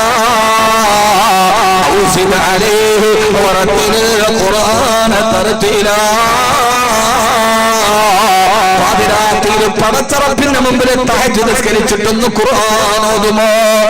അല്ലാഹു നമുക്കങ്ങനെ ഓതാൻ തൗഫീഖ് നൽകട്ടെ. അല്ലാഹു തൗഫീഖ് നൽകട്ടെ. ആമീൻ പറ. തൗഫീഖ് നൽകട്ടെ. അപ്പൊ പറയും ഉസ്താദേ, ആ സഹാബത്തിനെ പോലെ ഞങ്ങൾക്ക് സൂറത്തുൽ ബഖറ ഒന്നും ഓതാൻ അറിയില്ല. വേണ്ട,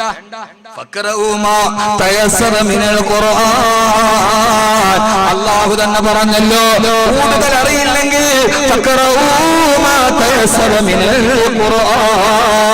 നിങ്ങൾ ഖുർആനിൽ നിന്ന് അറിയുന്നിടത്തോളം നിങ്ങൾ പാരായണം ചെയ്യുക. ഇനി പറയണ മുഴുവൻ ഖുർആനാണ്. നിങ്ങൾക്ക് മനസ്സിലാവണുണ്ടോ? ഇല്ലേ? ഹൃദയത്തിൽ കയറണുണ്ടോ? ഒത്തിരി അറിയില്ല. ഖുർആൻ കഴിയുന്നിടത്തോളം ഓതി. ഖുൽ ഹുവല്ലാഹു അഹദ് അറിയാവല്ലോ. അറിയോ? അറിയില്ല? ഓതാമല്ലോ. അല്ലാഹു തൗഫീഖ് നൽകട്ടെ. അല്ലാഹു തൗഫീഖ് നൽകട്ടെ. അല്ലാഹു തൗഫീഖ് നൽകട്ടെ. അത് ഓതുന്നതാണ് ദാറുൽ ഹസനാത്ത് നടക്കുന്നത്. ഇവരാരാണ്? എന്തിനാണ് ഇവർ ഓതുക? റസൂലുള്ളാഹി സ്വല്ലല്ലാഹി അലൈഹി വസല്ലമയുടെ അടുക്കൽ ജിബ്രീൽ അലൈഹിസ്സലാത്തു വസ്സലാം ഇരിക്കുകയാണ്. അപ്പോ അബൂദർ ഗിഫാർ റളിയല്ലാഹു തആല അവിടെ നിന്ന് കടന്നു. അബ്ദുറഹ്മാൻ ഇബ്നു ഔഫ് റളിയല്ലാഹു. അപ്പൊ ജിബ്രീൽ നോക്കിയിട്ട് പറഞ്ഞു, നബിയെ, അബ്ദുറഹ്മാൻ ഇബ്നു ഔഫ് വരുന്നുണ്ട്. ജിബ്രീലെ, നിങ്ങൾക്ക് എങ്ങനെ അറിയാം അബ്ദുറഹ്മാൻ ഇബ്നു ഔഫിനെ? നിങ്ങൾ ഇതിനു മുമ്പ് കണ്ടിട്ടുണ്ട്? മക്കയിൽ ജീവിച്ചിരിക്കുന്ന ഒരാളെ നിങ്ങൾക്ക് എങ്ങനെ അറിയാം? ഇതിനു മുമ്പ് അത്ഭുതകരമാണ് ഈ ചരിത്രം. അവിടെ കത്തണം നമ്മൾ. എത്തൂലേ? ചെറിയ ജോലി ചെയ്താൽ മതി. ചെറിയ ജോലി, ഒരു ചെറിയ ജോലി നിങ്ങളെ ഏൽപ്പിക്കാൻ പോകുന്നു. വളരെ ചെറിയ ജോലി. നിങ്ങൾക്ക് എങ്ങനെ അറിയാം ജിബ്രീൽ അബ്ദുറഹ്മാൻ ഇബ്നു ഔഫിനെ? നിങ്ങൾ ആദ്യമായിട്ട് കാണല്. അപ്പൊ പറഞ്ഞു,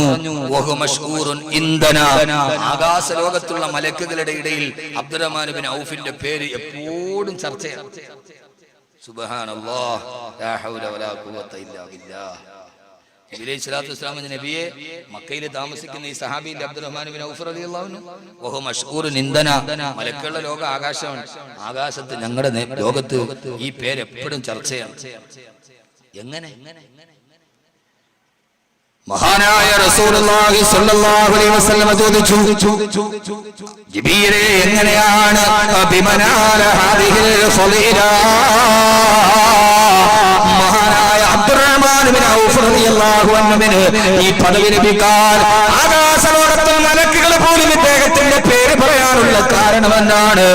രണ്ട് കാരണമാണ് നബിയെ. ഒന്നാമത്തത് അദ്ദേഹത്തെ കുറിച്ച് സ്വന്തം മനസ്സിൽ ചെറുതായി കാണുന്ന ആളാണ്. ഞാൻ വലിയവനല്ല, ലാളിത്യമുള്ള വിനയമുള്ളവനാണ്. രണ്ടാമത്തെ കാര്യം അദ്ദേഹം എപ്പോഴും സൂറത്തുൽ ഇഖ്ലാസ് ഓതുന്ന ആളാണ്. അറിയാവുന്ന സൂറത്ത് ഖുൽ ഹുവല്ലാഹു അഹദ് അല്ലാഹു സമദ് ലം യലിദ് വലം യൂലദ് വലം യകുൽ ലഹു കുഫുവൻ അഹദ്. ഇതറിയാത്ത ഏതെങ്കിലും ഒരാളുണ്ടോ? ഈ സൂറത്തുൽ ഇഖ്ലാസ് ഓതുന്നത് കൊണ്ട് അദ്ദേഹം ആകാശലോകത്ത് പ്രസിദ്ധി നേടിയ ആളാണ്. ഈ ഹദീസ് വെച്ചിട്ട് ഞാനെന്ന് ചോദിക്കട്ടെ, ദാറുൽ ഹസനാത്തുൽ ഖുർആൻ മുഴുവനും പാരായണം ചെയ്യുന്ന ഏതാണ്ട് 40ഓളം ഹാഫിളീങ്ങളുണ്ട് ഇവിടെ. ഏതാണ്ട് 200 ഖുർആൻ പഠിക്കുന്ന ആലിമീങ്ങളുണ്ട് ഇവിടെ. ഇവരുടെയൊക്കെ ചർച്ച എവിടെ? അത് കണ്ണൂരിലല്ല, കണ്ണാടിപ്പറമ്പിലല്ല, ആകാശലോകത്തെ മലക്കുകളാണ് ചർച്ച ചെയ്യുന്നത്. അല്ലാഹുവിന്റെ ഖുർആൻ പഠിക്കുന്നവര്, അല്ലാഹുവിന്റെ ഖുർആനിനെ പഠിക്കുന്നവര്. അതുകൊണ്ട് സഹോദരങ്ങളെ, ഏത് ദിവസമാണെങ്കിലും ഈ ലോകത്ത് നിന്ന് തിരിച്ചു പോകുന്ന ലോകത്ത് ആകെ ബാക്കിയുള്ളത് പടച്ചറപ്പിന് വേണ്ടി നമ്മൾ ചെയ്യുന്നവരാണ്. എന്നാണെങ്കിലും നമ്മൾ മരിക്കേണ്ടവരല്ലേ? എന്നാണെങ്കിലും തിരിച്ചു പോകേണ്ടവരല്ലേ? അവരിലും മൈലാഞ്ചി ചെടിക്ക് പറയാൻ ഒത്തിരി കഥകളുണ്ട്. അടുത്ത വെള്ളിയാഴ്ച ജുമാ നമസ്കാരം കഴിഞ്ഞ് കണ്ണാടിപ്പറമ്പ് ജുമാ മസ്ജിദിലെ ഖബർസ്ഥാനിന്റെ മുമ്പിലൂടെ പോകുമ്പോ ഖബറിന്റെ മുകളിൽ മൈലാഞ്ചി ചെടി ഇങ്ങനെ മുളച്ചു നിൽക്കുന്നത് കാണാം. ആ മൈലാഞ്ചി ചെടി നമ്മോട് പറയുന്നത് എന്തെന്നറിയോ? എടാ, നെഞ്ചും വിരിച്ചുകൊണ്ട് നീ എന്റെ മുമ്പിലൂടെ നടന്നു പോകുന്നുവോ? എടാ, അഹങ്കാരത്തോടെ നടന്നു പോകുന്നുവോ?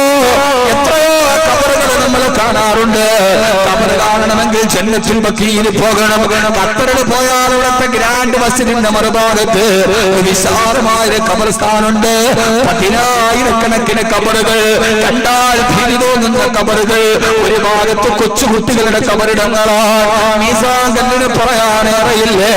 ജന്നത്തുൽ ബഖീയിലൂടെ നടന്നു പോകുമ്പോ, മദീന പള്ളിയുടെ ചാരത്തു കൂടി നടന്നു പോകുമ്പോ എത്ര ഖബറുകളാണ്. ഹജ്ജിന് വന്ന് മരിച്ചവരുണ്ട് ഇവിടെ, ഹജ്ജിന് വന്ന് അവിടെ നിന്ന് പോയവരുണ്ട് ഇവിടെ. മിനിങ്ങാന്ന് ഫേസ്ബുക്കിൽ കണ്ടത് ഹബീബായ നബിയുടെ റൗളാ ശരീഫിന്റെ മുമ്പിൽ ഭൂമിയിലെ സ്വർഗ്ഗമെന്ന് പറഞ്ഞ ബൈന ബൈതി വ മിൻബരി റൗളത്തുൻ മിൻ റിയാദിൽ ജന്ന, സ്വർഗത്തിലെ പൂന്തോപ്പെന്ന് പറഞ്ഞ സ്ഥലത്ത് നിസ്കരിച്ചപ്പോഴാണ് ഒരു മനുഷ്യൻ മരിച്ചു വീണത്. നേരത്തെ ജന്നത്തുൽ ബഖീയിലാണ് ഖബറടക്കപ്പെട്ടത്. അല്ലാഹു നമുക്ക് ബഖീയ കാണാൻ തൗഫീഖ് നൽകട്ടെ. ചരിത്രങ്ങൾ ഉറങ്ങി നിന്ന ബഖീയ, മദീനയുടെ ചരിത്രം തന്നെ വലിയ ചരിത്രമാണ്. ഹബീബായ നബി തങ്ങൾ കൈകൊണ്ട് വെച്ച പൂത്തോട്ടം ഇപ്പോഴും അവിടെ ഈത്തപ്പഴ തോട്ടമുണ്ടത്രേ.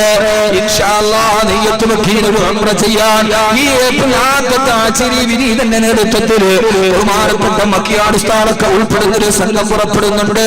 ഈ വിനീതന്റെ നേതൃത്വത്തിൽ ഫ്ലൈഹിന്ദ് ട്രാവൽസില് വരാൻ താല്പര്യമുള്ള സഹോദരങ്ങള്, സഹോദരിമാര് നമ്മുടെ മക്കിയാട് സ്ഥാനുമായിട്ടൊന്ന് ബന്ധപ്പെട്, ഫ്ലൈഹിന്ദ് ട്രാവൽസുമായിട്ടൊന്ന് ബന്ധപ്പെട്. അല്ലാഹു സ്വീകരിക്കുമാറാകട്ടെ. അവിടെ എത്തി സിയാറത്ത് ചെയ്യാൻ, അവിടെ തന്നെ മരിച്ചുറങ്ങാൻ. ഓരോ മീസാങ്കല്ലിനും പറയാനുള്ള ചരിത്രം ഏറ്റവും നല്ല ചരിത്രമാകട്ടെ. അഹ്മദ് കബീറിന്റെ ഖബറിന്റെ മുമ്പിൽ വെച്ച മീസാങ്കല്ല് പറയുന്നതേടാ, പള്ളിക്കാറ്റിലെ മീസാങ്കല്ല് പറയുന്നതെന്താ? നെഞ്ചും വിരിച്ചുകൊണ്ട് നീ എന്റെ മുമ്പിലൂടെ നടന്നു പോകുന്നു, നീ അഹങ്കാരത്തോടെ നടന്നു പോകുന്നോടാ. നിന്നേക്കാൾ വലിയ കൊലകൊമ്പന്റെ, നിന്നേക്കാൾ വലിയ കോടീശ്വരന്റെ തലക്കുള്ളിലെ വളം വലിച്ചെടുത്തിട്ടാണടാ ഞാനിവിടെ മുളച്ചു നിൽക്കുന്നത്. ഖബറിന്റെ മൈലാഞ്ചി ചെടി നമ്മളോട് പറയുന്നത്, എടാ, നിന്നേക്കാൾ വലിയവന്റെ തലക്കുള്ളിലെ വളം വലിച്ചെടുത്തിട്ടാണടാ ഞാനിവിടെ മുളച്ചു നിൽക്കുന്നത്. നാളെ നീയും എന്നെ അടുത്ത് വന്ന് കിടക്കും, നിന്റെ ശരീരത്തിന്റെ വളം ഞാൻ വലിച്ചെടുക്കുമെടാ. ദുനിയാ കേ മുസാഫിർ മൻസിൽ തെരി ഖബർ ഹേ. ദുനിയാവിലെ യാത്രക്കാരാ, അവസാനത്തെ മടക്കസ്ഥാനം ഖബറാണ്. അതുകൊണ്ട് സഹോദരാ സഹോദരി, ഏത് ദിവസം മരിച്ചു പോയാലും നമ്മുടെ മയ്യത്തെടുത്തും മണ്ണിന്റെ ഉള്ളിലേക്ക് വെച്ചിട്ടും മണ്ണിട്ട് തിരിച്ചു പോകുമ്പോ നമുക്ക് വേണ്ടി കരയാൻ ആരെങ്കിലും വേണ്ടേ?